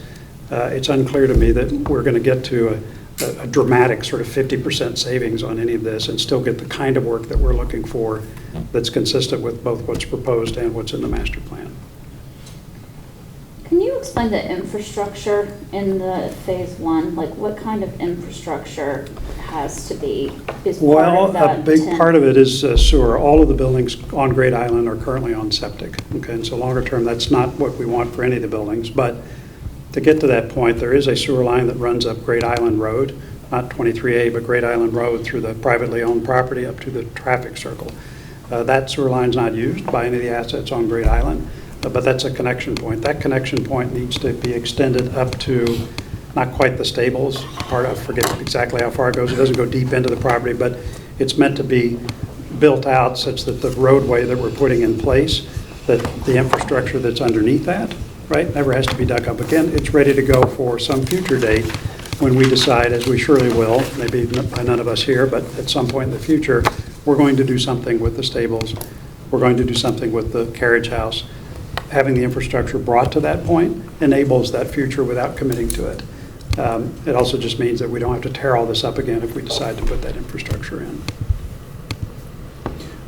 John, when I look at the fee proposal page, I look at the largest single number on this page is $310,000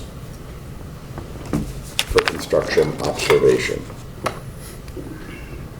So the reason you have construction observation is it's no different than what you'd want to do to make sure that your home was being built right to your standards.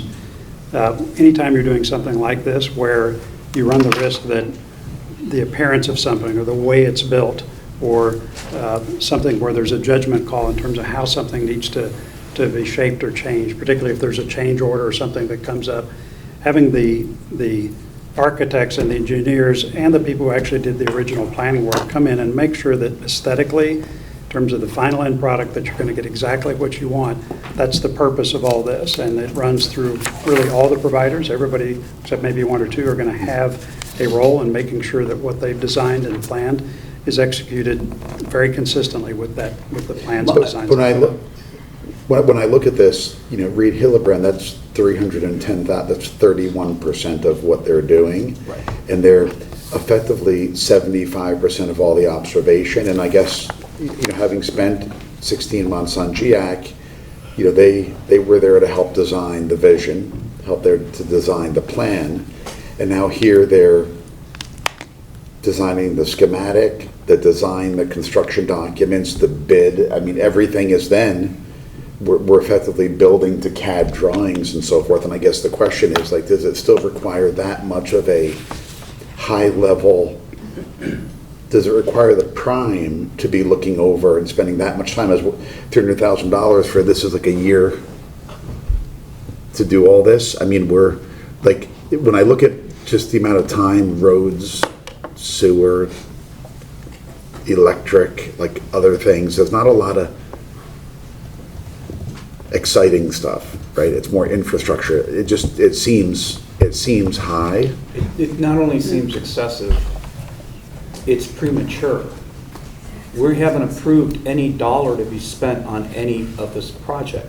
Yeah, so the we reason... shouldn't be paying, I'm sorry, Please. We shouldn't be paying them to oversee construction that we haven't approved. We're being asked to approve the design phase. There's no construction to be overseen. So why are we committing all this money for them to oversee construction that we may or may not ever approve? So it's, to me, that I agree that once you approve a project, you need to pay a general contractor to oversee it, make sure it gets done right. I have no problem with that. That's next phase. That's when we come back in 18 months and you ask us for the $12 to $14 million to build this stuff. That's when you pay somebody to oversee the construction. We shouldn't be committing to that now. We don't even know what they're going to come back with. It seems to me it's not only excessive, it's premature. So the reason for doing this is this allows us to fix this cost now and not worry about the cost being more inflated the next time. It also means that if we don't, let's say, God forbid, we certainly wouldn't want this, but let's say we go through this design process, they come up with construction dollar proposals and this board or my board or the RTM says, we don't want to do any of that. We're not going to pay them for construction observation. What this does is that puts a ceiling on the cost of that work now. If we get to the point where we're doing construction, then terrific, that's what we're going to use, and we don't have to have that bid out again. If we don't, then we're not going to pay for that. They're not going to bill. They're not going to bill us for work they're not going to do. So there's no risk in this. The only thing that we're de-risking by doing it now is setting the price of those services now, rather than those being bid out at a higher price. We're later. also choosing them to do it. Okay. Well, then I think maybe what I'm hearing here is, the construction services will never happen unless they come back for the whatever Correct. 15, 16 million of the appropriation. So can you lock in the contract, which I think, as you explained to John, is a bit of an option. If we choose to use them to observe construction, it's $310,000. Does that need to be appropriated here? How have we done that in other projects? Well, it's no different than we can't sign school projects unless you have an RTM appropriation. I can't commit contractually to any of that stuff, just like you couldn't commit to a school. None of those firms are going to sign those bids unless you have appropriated funds. Do we have a copy of their benchmarking report? I can ask for that, but Yeah. So it's helpful that, I'm sorry, Rob, go ahead. No, It's helpful that. I'd like to see what they're using, sorry. I'd like to see what they're using as a benchmark, right?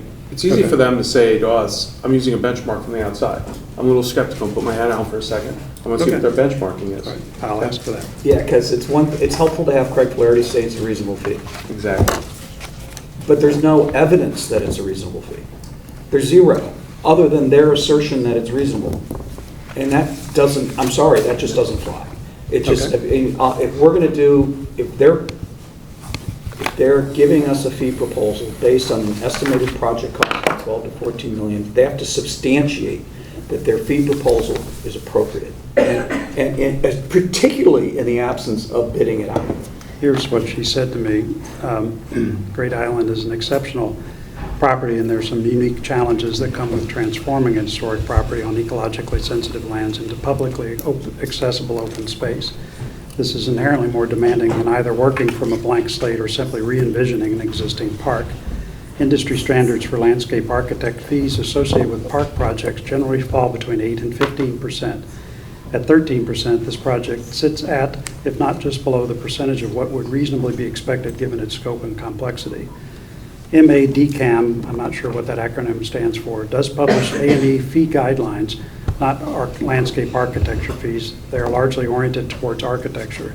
Notably, DCAM categorizes a typical park project as only one tier below projects with the highest percentage of design fees to construction costs. By that measure, Great Island, being a repurposed historic landscape, would undoubtedly be considered a Group 1 project with the highest percentage of design fees to construction costs. DCAM fees for small to medium scale Group 1 projects runs 10 to 14%. Again, this is more for architects and engineers. Our fees do include scope for approvals, bid, costing, construction administration. A typical site project without the historical, coastal, and hazardous soil conditions would have fees for just documents of around 8%. We do have those complexities, so they add to the fee structure. But to be clear, and that's helpful, that's Reed Hildebrand justifying to you their fee. Okay. Based on subjective criteria and based on their view, kind of where the applicable, quote, fee schedule, this project falls within a fee schedule. I'll ask for benchmarks. Thank you. I mean, all this stuff too is predicated on assuming we're going to do the infrastructure work, the access work, and build the building. So even like the design documents, the construction, that's all including the assumption that we're doing the building. We haven't gotten We're paying them we haven't gotten for the scope of the project. $16 million plan. We're paying them for a $16 million plan, yes. Okay, John, maybe I think, We're paying them for a construction plan that, for which the construction costs are between $10 and $14 million based on their best estimates. Right, so total cost, we're paying them based upon a total project cost of 14 to 16 million. 10 to 14. Right.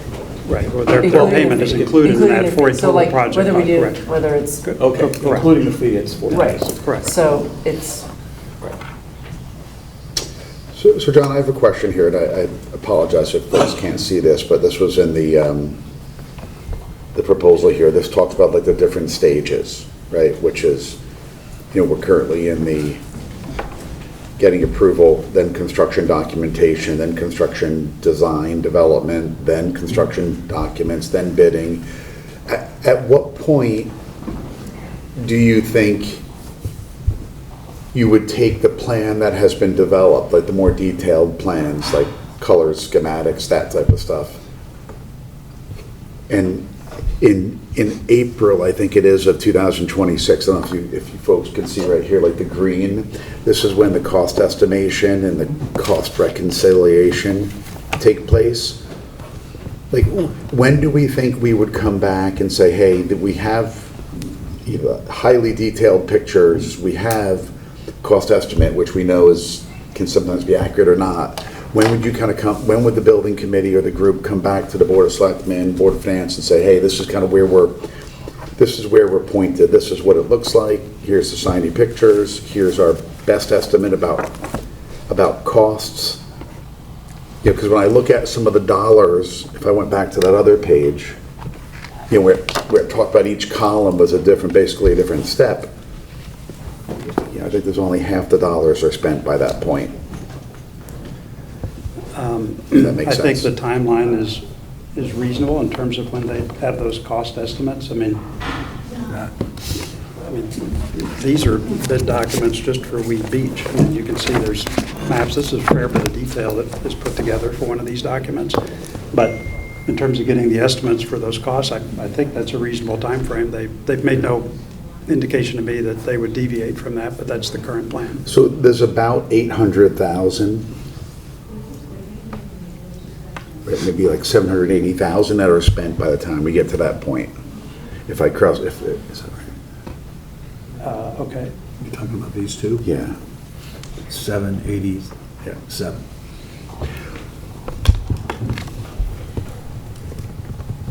I'm sorry, I'm not clear about your question. Yeah, just trying to understand, like, before we get to this, the right-hand columns where, you know, we're using them to oversee, you know. There's preparation. Oh, I and don't there's think the oversight execution. work, if that's your question, I don't think the oversight work, that's that green column, or this construction observation, that work is not going to start until the contractors actually start work. So that And would that's be on after the the timeline, I think documents. it's early 27 at the early, maybe Okay, even so, later. yeah, so these two columns right here, John, the 364 and the 422, get us basically to that green, yeah, it's starting to make me Yeah, dizzy I here, mean, but.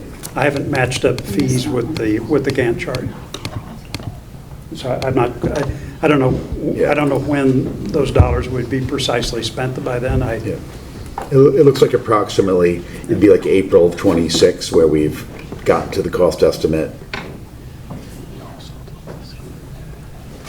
phase. I mean, I think what I'm hearing from the board here is that, you know, it feels like a lot of the design fees here seem heavy relative to other projects. Understand, like, a lot of this project's a little bit different, but also like in a no bid contract, I think there's, and we're all trying to limit overall expenditures a bit. So I've explained kind of at a high level why these numbers are higher than what you see in a standard commercial construction project. And what I've heard is you'd like to see the benchmark data from Rita LeBrand that shows that. So I will get that. I mean, on top of that, I'll go back and sort of revisit what we talked about earlier. You know, my memory's not that great, but I do remember approving like $63-odd million for Oxford School, thanks to Dan and Kip and a few others. Like, we came in under that, but still high 58 somewhere. 57 all in, something like that, yeah. And then That's net of the state grants, I think. I struggled to vote yes on the purchase of Great Island because it's such an enormous purchase, but did, and I believe we did the right thing. And then we approved $102 million for our elementary schools, and there are other projects coming behind it, and I think every taxpayer would assume we're going to have very sharp pencils going forward. This is out of control. So the fact that we're being asked to approve everything because we've done those is ridiculous to me. I think we have to really question whether we're ready to do something of this scope, and approving 2 odd today sounds more reasonable than 14, but that's what we're doing, is approving 14 today, and we've got to slow it down. I don't think that most taxpayers would agree that because we've done these other things, well, we should be doing all of these. I don't, and I think we need to be really much more careful and more patient about the additional spending we do. In response to your very reasonable concerns, we tried to do that with this early access. So there was a lot of conversation before about, you know, a cafe at the stables or renovating the carriage house. Wouldn't that be cool for an event, something like that? Literally, all of that's been cut out. And the problem we're trying to solve here is what seems to be at the top of the list of everybody, which is we've got to get car access to Great Island. Access, I agree And we have got, completely. and So there's have got to be a think place to go to the bathroom we so can people are find a not way. actually going to the bathroom in the weeds. For less than $14 million. I think we can make it accessible. Yeah, so Me too. my concern here is really with the bathrooms, the $2.5 to $3 million Yeah. that are in this budget to provide bathrooms. I mean, it seems, I understand it's a welcome center, but we don't need a welcome center to get people on the island. I agree you need to have bathrooms, and you need to have roads, and you need to have parking spaces, and you need to have signage. And maybe once you're digging up the roads, it makes sense to put conduit under there to prepare for what we might do, because it seems like, but to spend $2.5 to $3 million to provide bathrooms just seems, in the context of everything else, excessive. And we're committing to much more than that. I'd be supportive of this with a substantiated fee proposal and a reduced scope that actually provides what we need to provide the public, rather than When you putting say this- reduced scope, can you be more precise? This welcome center of $2.5 to $3 million, which is bathrooms and a little, to me, it should be a fraction of that amount. Can you be more precise about what you're looking for? No, I don't. Like half or a quarter? I mean, This is not what I do for a living, is No, I is build understand that, these but- things. It seems, I mean, I think just, it seems excessive that, you know, should it be $250,000 to provide a couple of bathrooms and a waiting area? Somebody has to tell me why that's not possible. That's a lot of money to build a couple of bathrooms. Well, I think on the bathrooms. I'm sorry, maybe it should be 25. I don't know. Get a construction person, and say, we want to build 2 nice bathrooms on this island. We can do it for $125,000. Great. It doesn't have to be 2.5 to 3. I don't know the answer. That's not my job, is to come up with the answer. But it just seems to me 2.5 is way excessive for bathrooms. That's all. I agree that we need some bathrooms. I think we're at the point now where we need to get out of porta potties. I guess the question is, should the first step in bathrooms, I mean, I hate to do stuff and then redo it, Yeah. right? That's a waste of money, but I think, should the first step in bathrooms be a set of 2 sets of bathrooms plus a waiting room, kind of heated, very nice, built into the underground cellar, which I have no doubt, if the entire master plan were to go through and we were to do all these things, that would kind of be comparable with all of that. But is there a lesser, just bathrooms, like inside, couple stalls where people can use If you look at Well, bathrooms if you look in at the this- Connection with stable, access. there's a bathroom in the stable.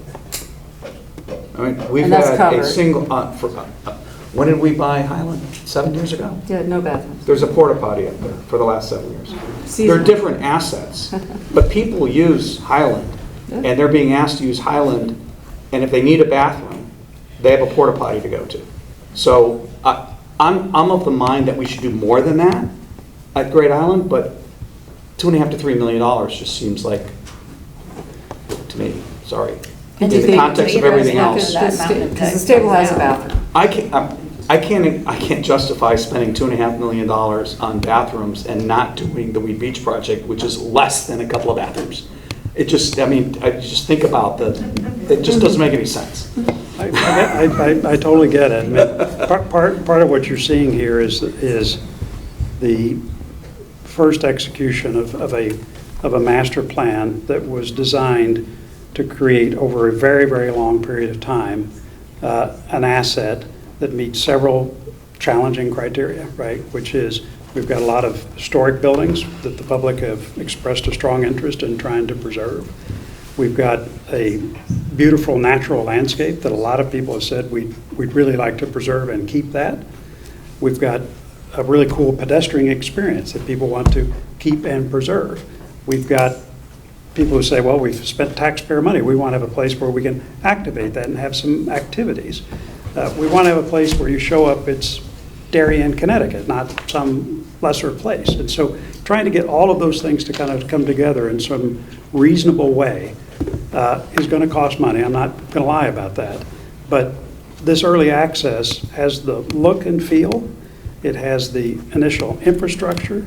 It has appropriately designed parking that minimizes the impact on nature and existing trees, and is set up in a way that's with signage, with lighting, that's ADA compliant, that is the right asset that you'd want to have in place unchanged after, say, in 25 years, you actually do decide as a town, when we're all long out of office, you say, I'm going to redo the stables, I'm redoing the main house or whatever, and you turn back and you look and you say, that investment we made 25 years ago actually fits with the rest of this.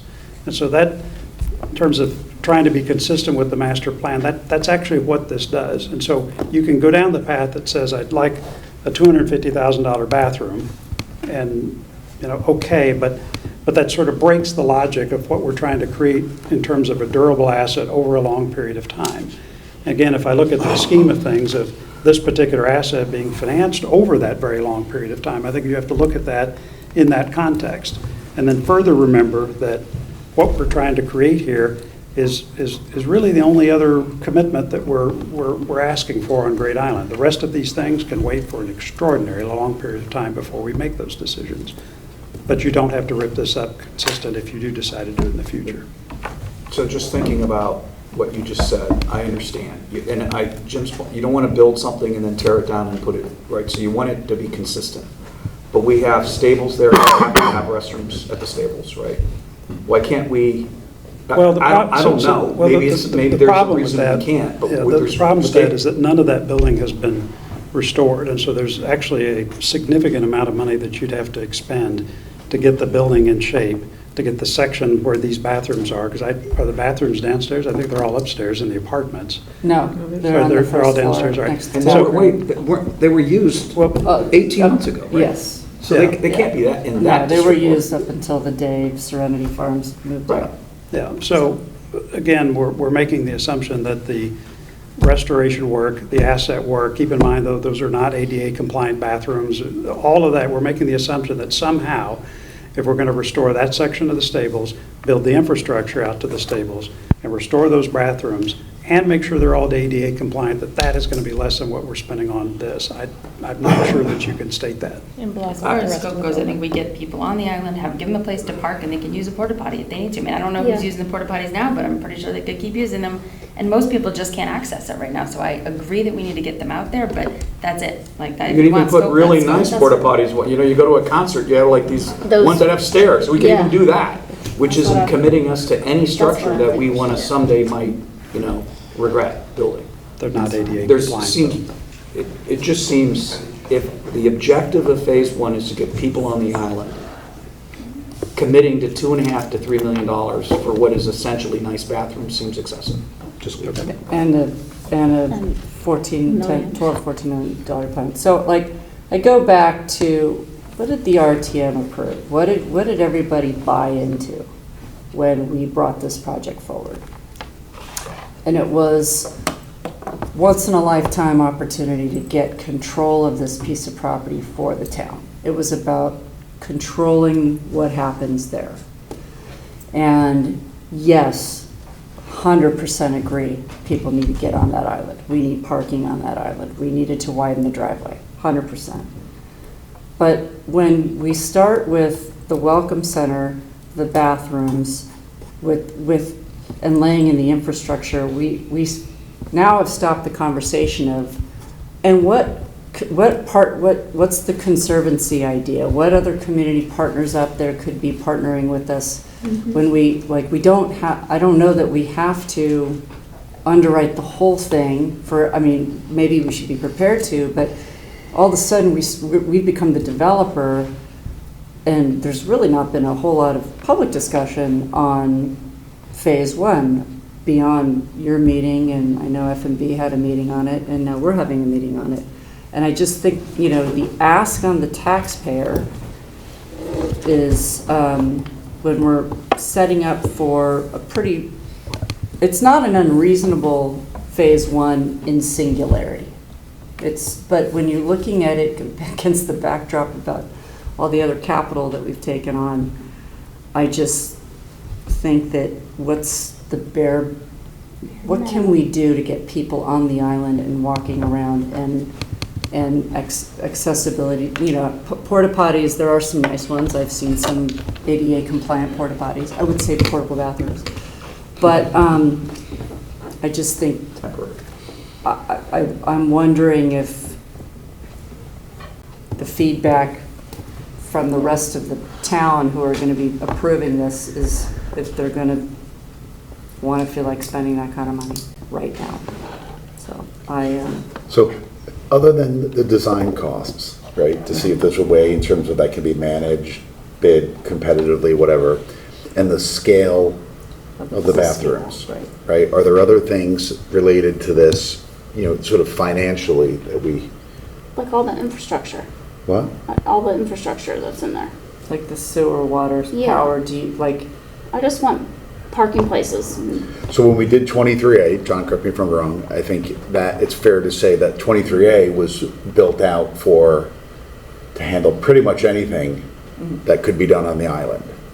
Okay. And we kind of had to, because that was the only access point to the island, and so there were electric, sewer, water, Okay. everything else sort of done underneath that.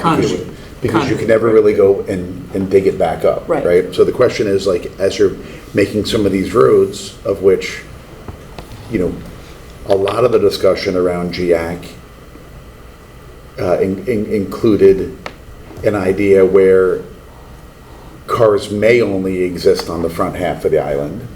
So if these are going to be the only material roads, well, listen, people 10 years from now may, when my son is up here, may decide to do something very differently, but if these are going to be the primary brunt of the infrastructure, of the roads, then we should be building that conduit or whatever underneath it now, rather than kind of tearing it up to do it again.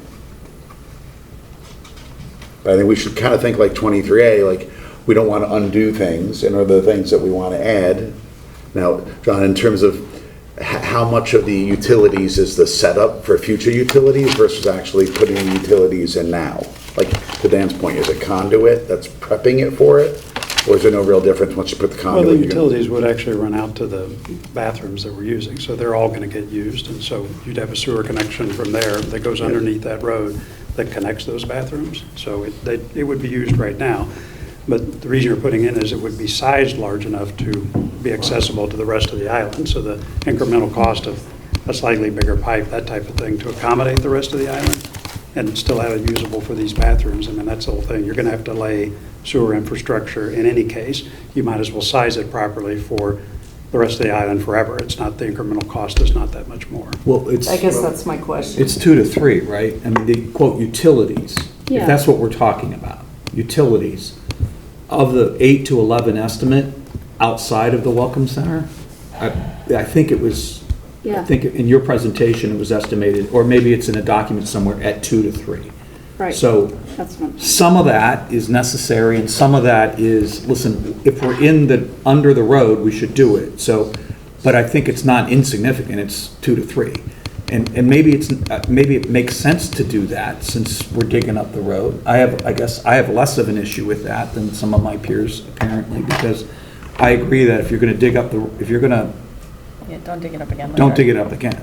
But it's not insignificant. You're lying, No, I don't. sewer pipe and all that kind of stuff is. I don't disagree. Right, I mean, it's one thing to put a plastic coaxial line in, it's a different thing to put a sewer line. No doubt. I think I kind of look at it this way.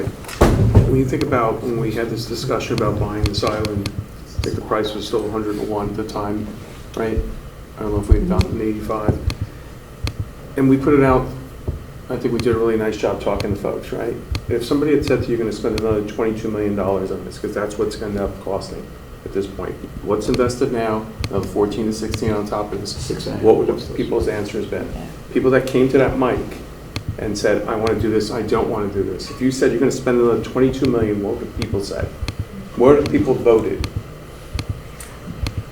I'm not sure it's fair to assume that they had no sense that a full development of the island in the future was going to be substantially less than $20 million for literally every building on the property. I'm not speaking to my colleagues. I don't know what. I don't remember a number of 20. I can't. I don't know if you guys do. It's a hypothetical. I think over the can't. long run, it's probably going to be expensive. I but- felt it was going to be 20 to 50 that was going to come on top of the initial 20 to purchase. 50. when I 20 to did- 50. But when you look at the profile of debt, That's it's how just I got to be kind of pushed put it in out, my but we've head. got to wait For the until we get entire farther island. out. When I was on 20 to F&B, 50 on For the top. entire when island. we When made you were the- where? when I was on F&B, and we I bought this, I misunderstood we did you a for- pro forma analysis. Hey guys, can we just, I'm sorry, I misunderstood. What was that? I'm responding to Rob's comment. I just couldn't hear you. When Rob said he said, I'm not sure how everyone else thought when we bought the property, how much more spending was going to be required behind the initial 85. And I felt intuitively, we didn't have a master plan. I felt intuitively it was going to be at least 20 to 50. That was going to, and so Okay. the 6.5 plus this 14 gets us to the 20. And I feel like there's going to be tens of millions coming behind it to basically do what we think we should do with this asset. Jen, what were you saying? Sorry, what were you going to say? When I was on F&B, was a couple years ago, and we put together a pro forma to explain the impact of this purchase, we did pad it 20 million to show that we're going to need some infrastructure on there. But, so we did present that to the RTM in our report to say this, we're going to need 103, it was 103. But we should expect that we got to get parking, we got to widen the road, there's gonna need a security or bathrooms, there's gonna be some kind of expense that we can't foresee, we'll just pad it.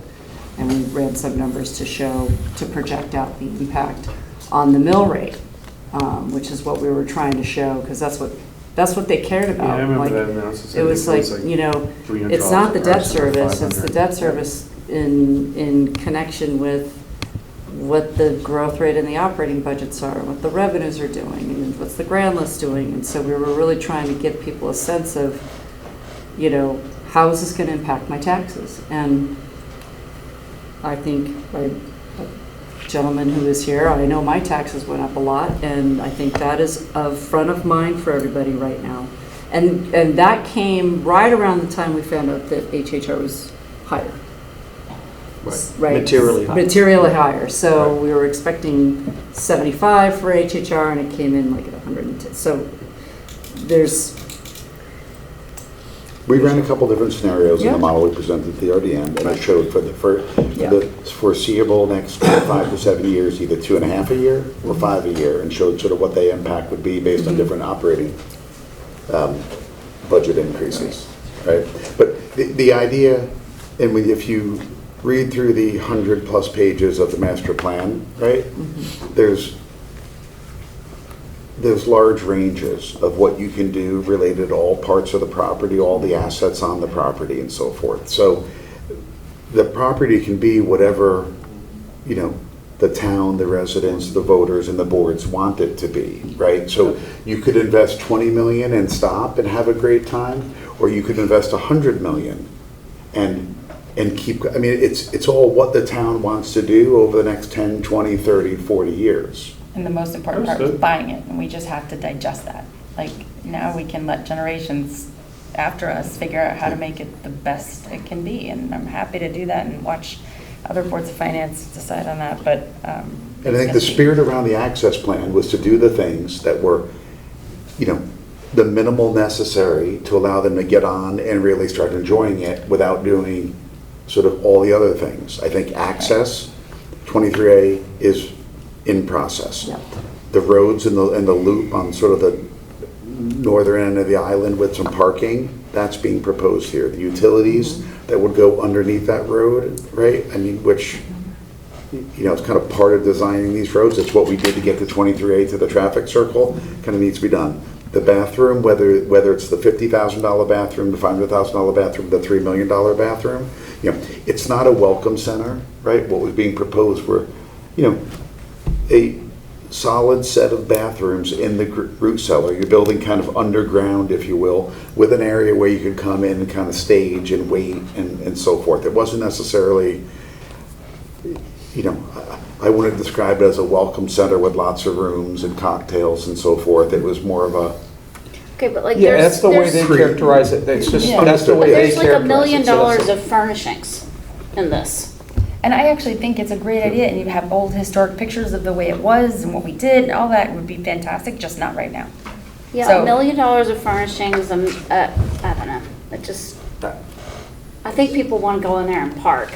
And I'm not Yeah, even hearing that's that what people want a bathroom. They This- just want to go park. This board is supportive of getting people on the island, and we have to spend money to do Telling you what that. I've heard. We have to spend additional money to do that. We disagree on to what degree this scope is too high, but I think we collectively, agree that this scope is too high. It's just, there's too much in it to just get people on the island. I mean, I'm not trying to put words in anybody's mouth, but I think that's the feedback. If no one's against getting people on the island. And that, We need to do that. That comes back to the actual agenda item is the amount of the fee that we're looking to approve for Reed Hildebrand is tied to a certain scope. If that scope is adjusted, or at least we have options of a reduced scope, does that fee change? It should. That's just a couple of scenarios to look at. So what I've heard, you know, if we're kind of nearing conclusion on Great Island here, is sort of changes and concerns on all three of the projects,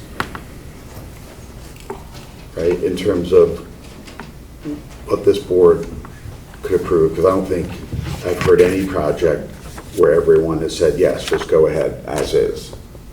So the question is now, in terms of next steps, voting on 1, 2, 3, or none of these projects. If we vote on any one of the projects and we choose to say, you know, ask John and Lori and the team to kind of go back and revisit some, and hopefully we can give them some clear guidance, then, you know, we would effectively be sending one project to the RTM, and the RTM would have to vote only on that project, not knowing what necessarily may or may not be coming down the line a week, a month later on the other 2 projects. So what are folks' thoughts about the next steps here in terms of approving or voting on or approving any of these? I just want to, just in terms of being fair to the RTM, I want to understand the position that they would be in, because they would have to vote not knowing what's coming down the line. We're all sort of having concerns, not that these aren't, you know, projects that have had a lot of time put into them, but in totality, do they need to be scaled back? I thought the discussion we were having was the debt we were taking on. Didn't we just say that like an hour ago? Like after all, we have to consider all 3? Yeah. So the starting point should be that, not each individual project. Understood. So I'm saying, are we at a point, we've talked about overall costs. Do people want to talk about, I mean, do we want to talk about what everyone's constraint is in terms of overall bonding? Listen, I don't object to that way of thinking. It's not exactly where my head is. My head is if there's a project that we either don't want to support or do support, then we should vote on it. There may not be. And I'm not hesitant to send the RTM a discrete project just because the projects, in my mind, do have to stand on their own. And so if there's a project that we think does stand on its own, I'm not hesitant to move it forward. Now, again, that's me. I don't know how the rest of the board feels. So with the other, let's say we chose to move one project forward and the other 2, we asked them to go back and make adjustments, bathrooms, fees, boat docks, dredging, whatever, and then they came back, would we be sending them back and asking them to make some changes to come back to us at a later date, a month later?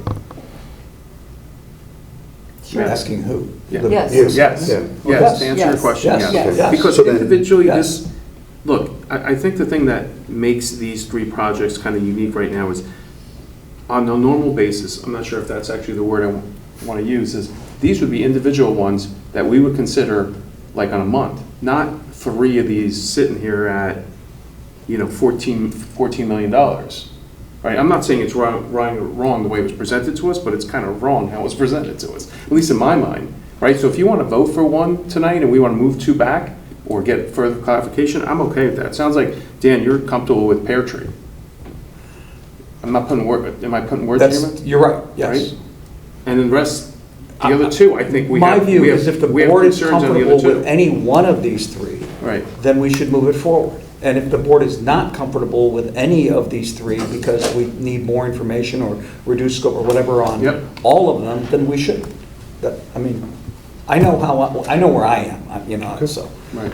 So that means this board would then choose to possibly send 1, not all, to the RTM, and the RTM would just know that others may be coming. So then they would need to make a decision, hey, do we vote on this now or do we wait for the other ones to come?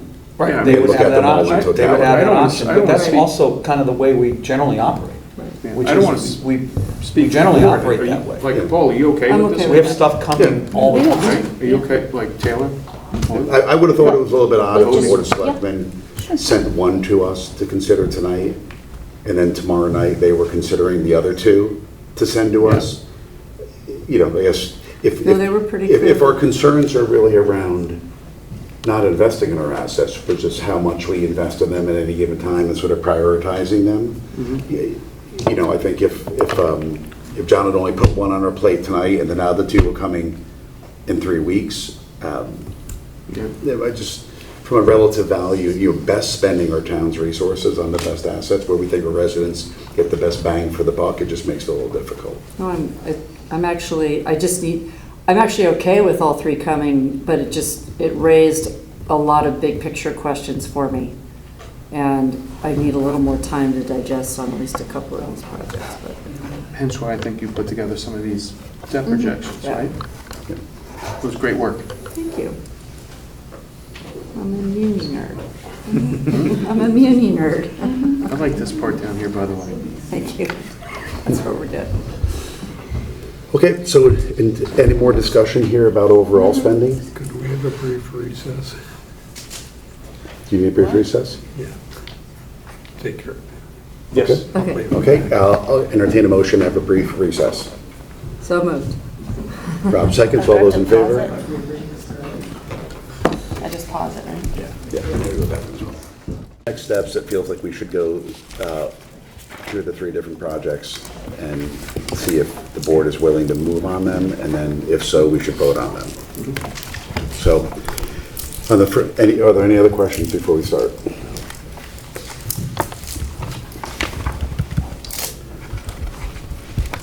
Okay, I will entertain a motion for an appropriation and bond authorization for improvements to the short lane parcel at Weed Beach for $2,141,500. So moved. Does anyone move it? Paul moves. Second. Jenny seconds. Any discussion?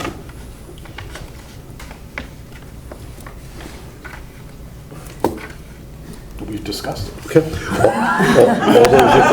All those in favor? You want to have another hour and a half? All those in favor of the Weed Beach project?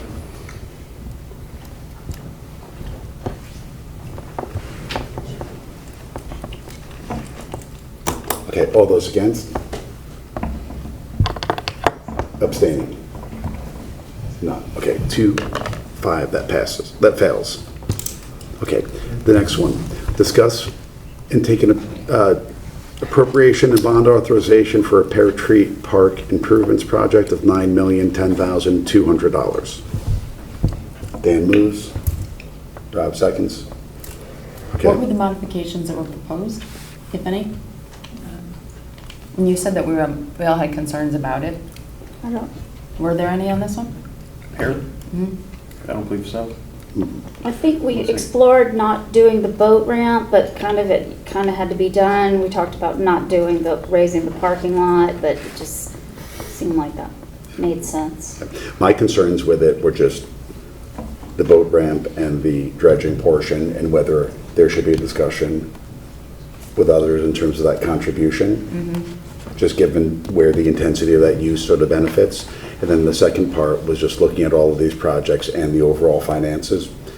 I've been convinced that this is a project that eventually needs to get done, because the parking lot is slowly losing a day every other year, if you will, like on average, because there's a small increment in the rise. But it didn't feel like it was something that needs to get done today. Except that we have an expiring permit. I can't remember exactly what the day is, but the work has to be 2027. complete by the date of the permit? Just for the dredging. 27? Yeah, Just for? The dredging. for the dredging. For the dredging. So, all right, so there's a So that's- motion and a second. so- There's been discussion. Okay, any other discussion? Do we want to consider a little more time to think about that, or do you? Can I just say that there is a time constraint in terms of getting the work done? There are certain times of the year that we cannot be in the water. So we're very limited. That's why we have the strict timeframe to get the work done, if it's going to happen this year. And we effectively have to close the park. So the idea was to get it going in November and have the park ready, including open for the boaters by spring. So we're in a pretty tight time constraint here, so if we can't move ahead in pretty much due course, then we have to kick it out another year. Well, procedurally, it's been moved, so we need to vote on it unless someone withdraws their motion. But we need a vote. I'm ready to vote. Okay. Okay, so all those in favor of the Pear Tree Point project? All those against? Okay, 6-1. And then the last one, discuss and take action on the request for an appropriation bond authorization for planning and design of the Great Island Early Access and Stabilization Project. Can I make a motion that we table this request pending further information? I second it. Okay, any discussion? Okay, all those in favor of tabling the tabling action on the Great Island Early Access Appropriation. All those against? Abstain. Okay, it's 5-1-1. Okay. Wait, what was it? One abstention? One no. Voted Yeah, against. 5 against. Who's against? Who's against? I thought it was 6-0-1. Yeah. It was Yeah. 6-4-0 against, 1 abstain. Howard, It who was, was I thought it was 1 for, No, to table. To just 6 to table. 6 to 0 table, 1. against table, okay, 1 abstain. 6-0-1. 6-0-1. On which one? 6 table. Great Island. Great Island. So To 6 table voted to Great Island. table, 0 voted against tabling, and 1 abstained. That's right. Now we have more work. Let's make this. Regarding, can I just ask a question regarding on the Great Island? Do we want to give any sense or vote on any feedback to give to them in terms of?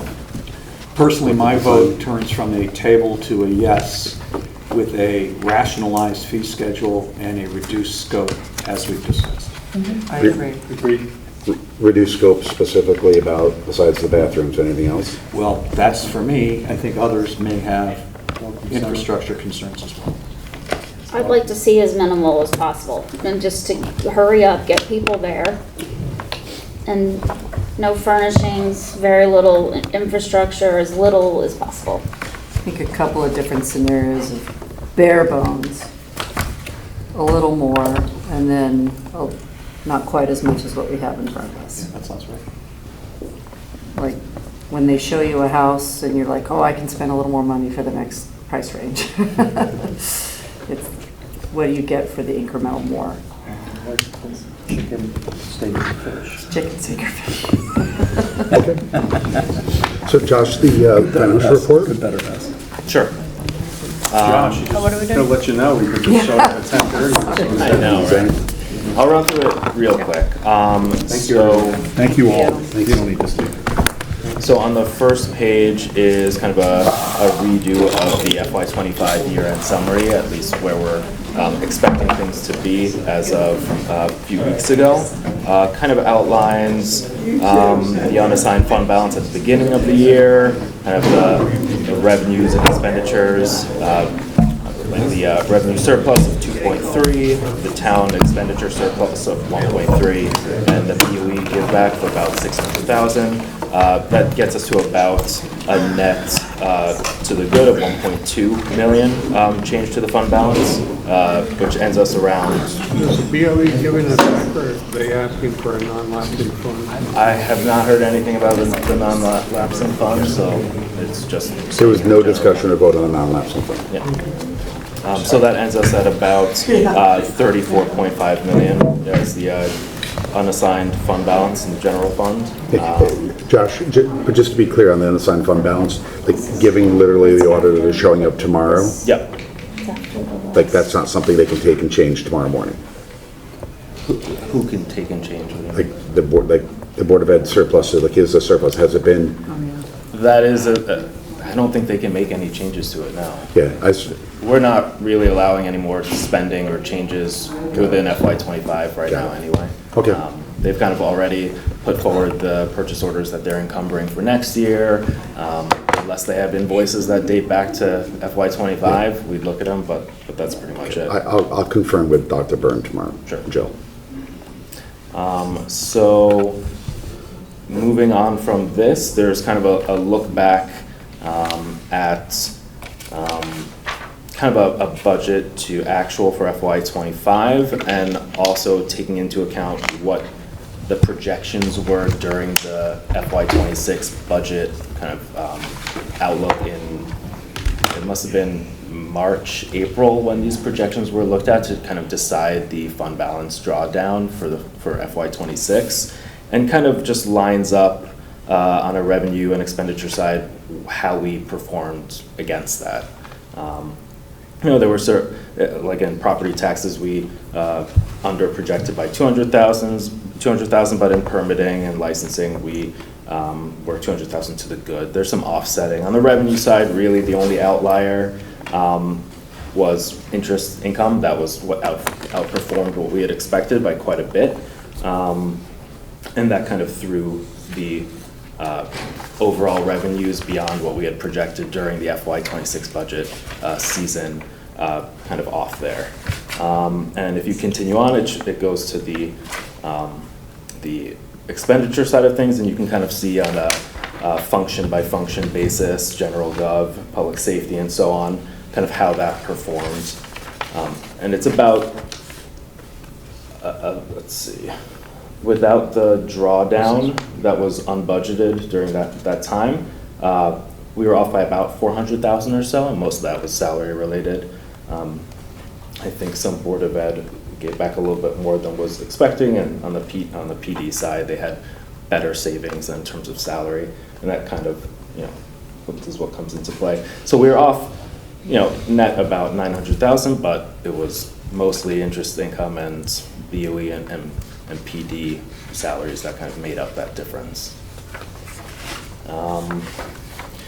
If there aren't any questions on FY25, things are kind of wrapping up with the auditors in the next couple weeks.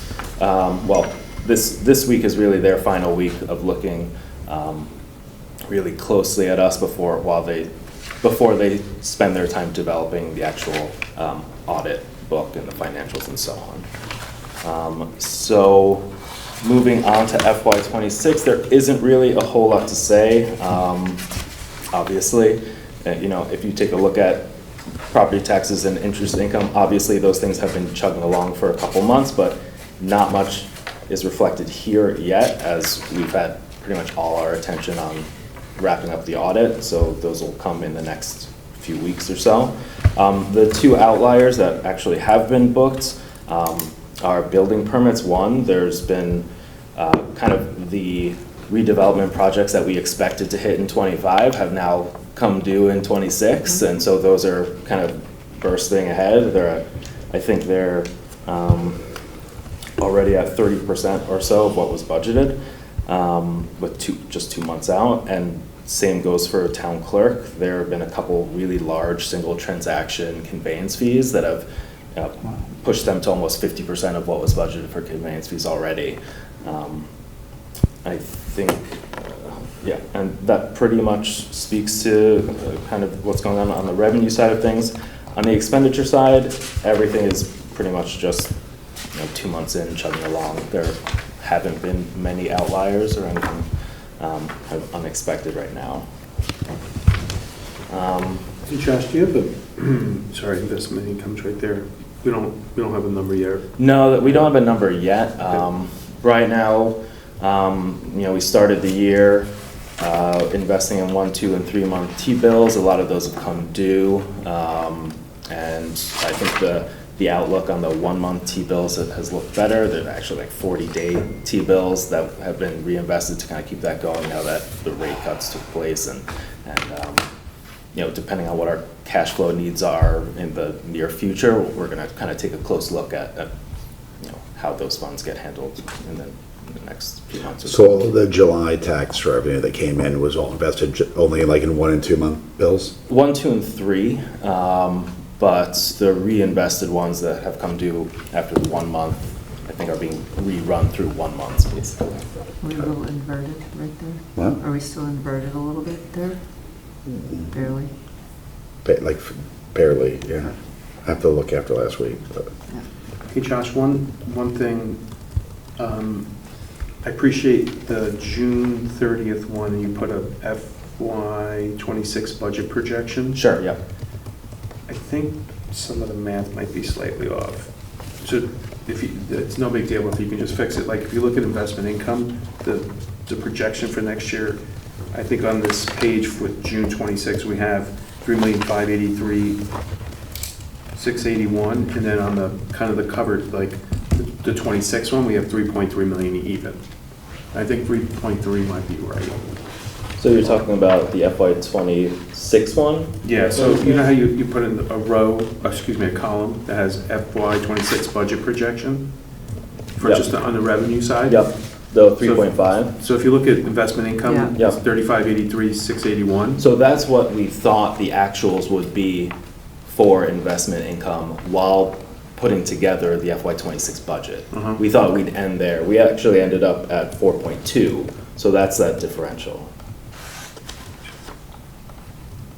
That's what we had outperformed. Oh, okay. Right. I thought we were taking the 26 and putting it in.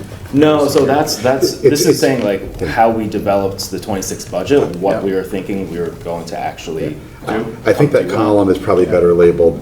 This was our fiscal '25 full year projection at the time that we were doing the '26 budget. Okay, Right. maybe, yeah. But But it doesn't fit in Yeah. that little top part. No, it doesn't. But thank you. Budget Okay, season I projection. get what you're trying to do now. Yeah. Okay, cool. Like estimate at time of budgeting or Yeah. something like Yeah. that. Thank you. And that investment income, right, that's across like the general fund and the reserve fund for capital non-recurring, right? Correct, yeah. Well, this number is just for general fund. Got it. So pushing along, there's some updates on the BOF contingency and what drew down from that and the other various reserve funds. Updates on the various active projects, the active bonded projects, with the most recent HHR numbers. Well, I guess recent as of the pay app that just came through today. And there's been a few added at the bottom, I guess not really new, but the DFD tanker and retaining wall. And How then, much is left on HHR? We have like, is that In terms of what? the bonding? Good question. Is it 24 million? No, so authorization. there is remaining, let's see. Well, keep in mind the bond authorization included all the state money. Okay. So if you look at, I think, how much do we like expect based on original budget, less best guess of state money? I thought we had left like 12 or 13 million left to, For each one? I think, no, I thought combined. Because, yeah, it says remaining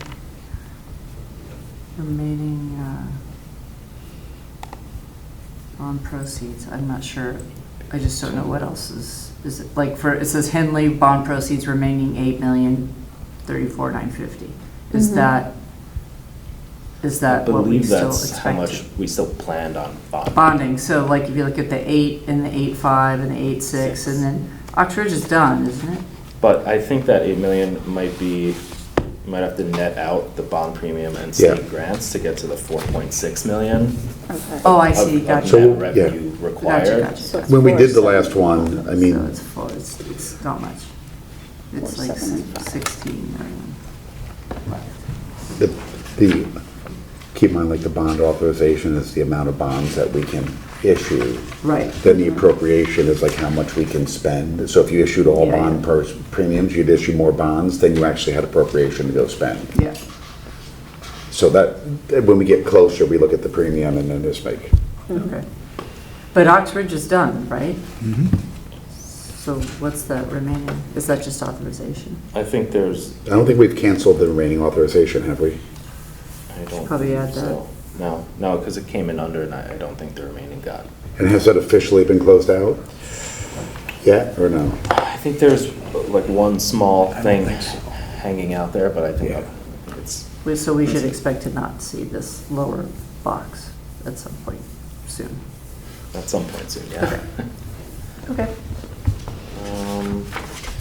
Other than that, going forward, there are updates on Great Island.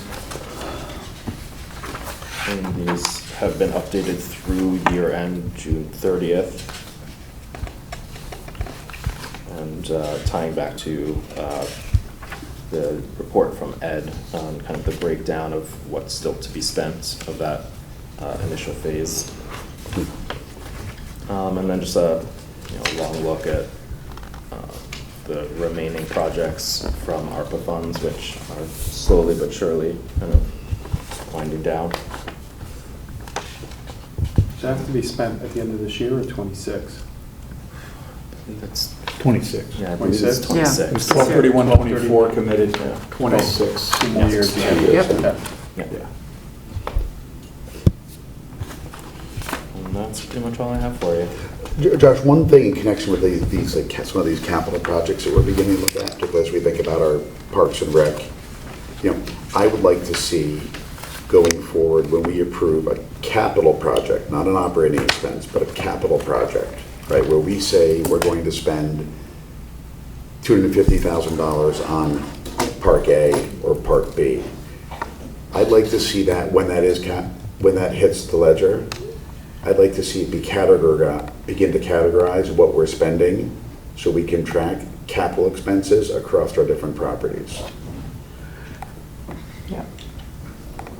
Again, I'm not looking to allocate, one of our good staff that, cares for the property, how many hours he spent mowing one versus the other.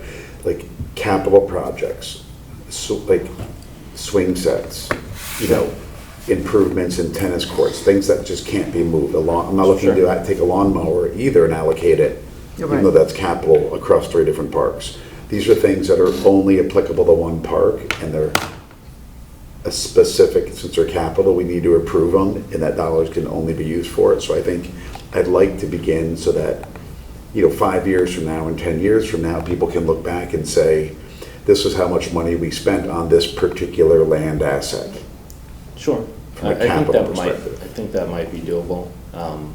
Just by maybe rearranging how we classify things on the GL side of things. Yeah. It might turn into kind of, GL accounts and budgets for each park, which can be cumbersome, but I definitely understand having a granular look at the overall expense of a. Because all these projects we're talking about now, if they were all approved, they would just go in one big capital project account. Well, yeah, for each of the project, correct, but not necessarily. But that's only because for we're a bonding them. Weed Beach project. Yeah.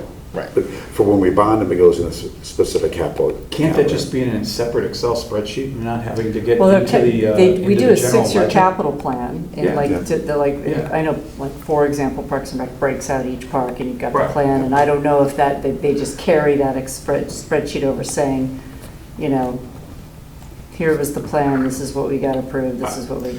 I would think you just put whatever, the town asset, and then if we approve a project and it just goes in the Excel.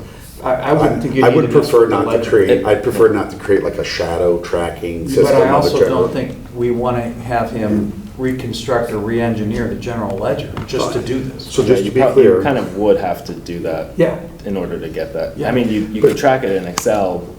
But Josh, or it just to could be clear, not asking for anything to go back and be redone in the past. It's just when you Sure. enter something new, Yeah. rather than just clicking 001, which is capital, you just create a new account, which is pear tree or weed or. Right, I mean, that does kind of bring into the way that our fund structure is, it's kind of, the org structure is, fund and departments. So it would be creating, it would have to be within the bonded fund, and then you'd be creating new departments for each of the assets, parks or so But on. I mainly want to capture non-bonded Non-bonded. capital. Well, if it's non-bonded, but in RFC NRE, or you mean within operating that they happen to buy? Just for Just for capital. RFC NRE. Capital within the capital budget, so. Capital non-recurring. I mean, that might be tricky because not necessarily many of them are, I mean, we can look at that. Maybe just a different naming convention in some way that might make it A capturable. subcategory. Or either a subcategory or just within the title of the project or something like that we could at least filter it out in the future. But I think the goal would not just be do it for sake of doing it, but do it so that a year from now or 2 years from now, we can go back and say how much was spent on these properties. Okay. Let's wrap it up. Yep. Everything you do without adding a field might be the. Yeah. Without adding a field? Yeah, because if you add a field, call it project, call it whatever you want, Yeah. and then you can just But if that's gonna filter down to every single expenditure we have on the entire general ledger, it might be a little more difficult, but You Yeah. can see what's You could take a easily doable. yeah. I mean, some of these things have like location codes that could be Yeah, added. whatever you can kind of Yep. beg, borrow, and steal off of, right? If something's not being used right now, just throw it in there. Right, exactly. Okay. Any more questions on the financials? No. Okay, next is minutes you. from our regular meeting, special meeting, August 26th. No issue. No comments? Comments? All those in favor? Or motion to approve? Dan moves, Taylor seconds. All those in favor? Unanimous. Okay, special assignments, do we want to skip that tonight? Yeah. Okay, no chairman's report further, so. Any new business? No. Agenda review, send me an email. I'll accept the motion to adjourn. Dan moves, Jenny seconds. All those in favor? Adjourn. Thank you. That was the fastest closing ever.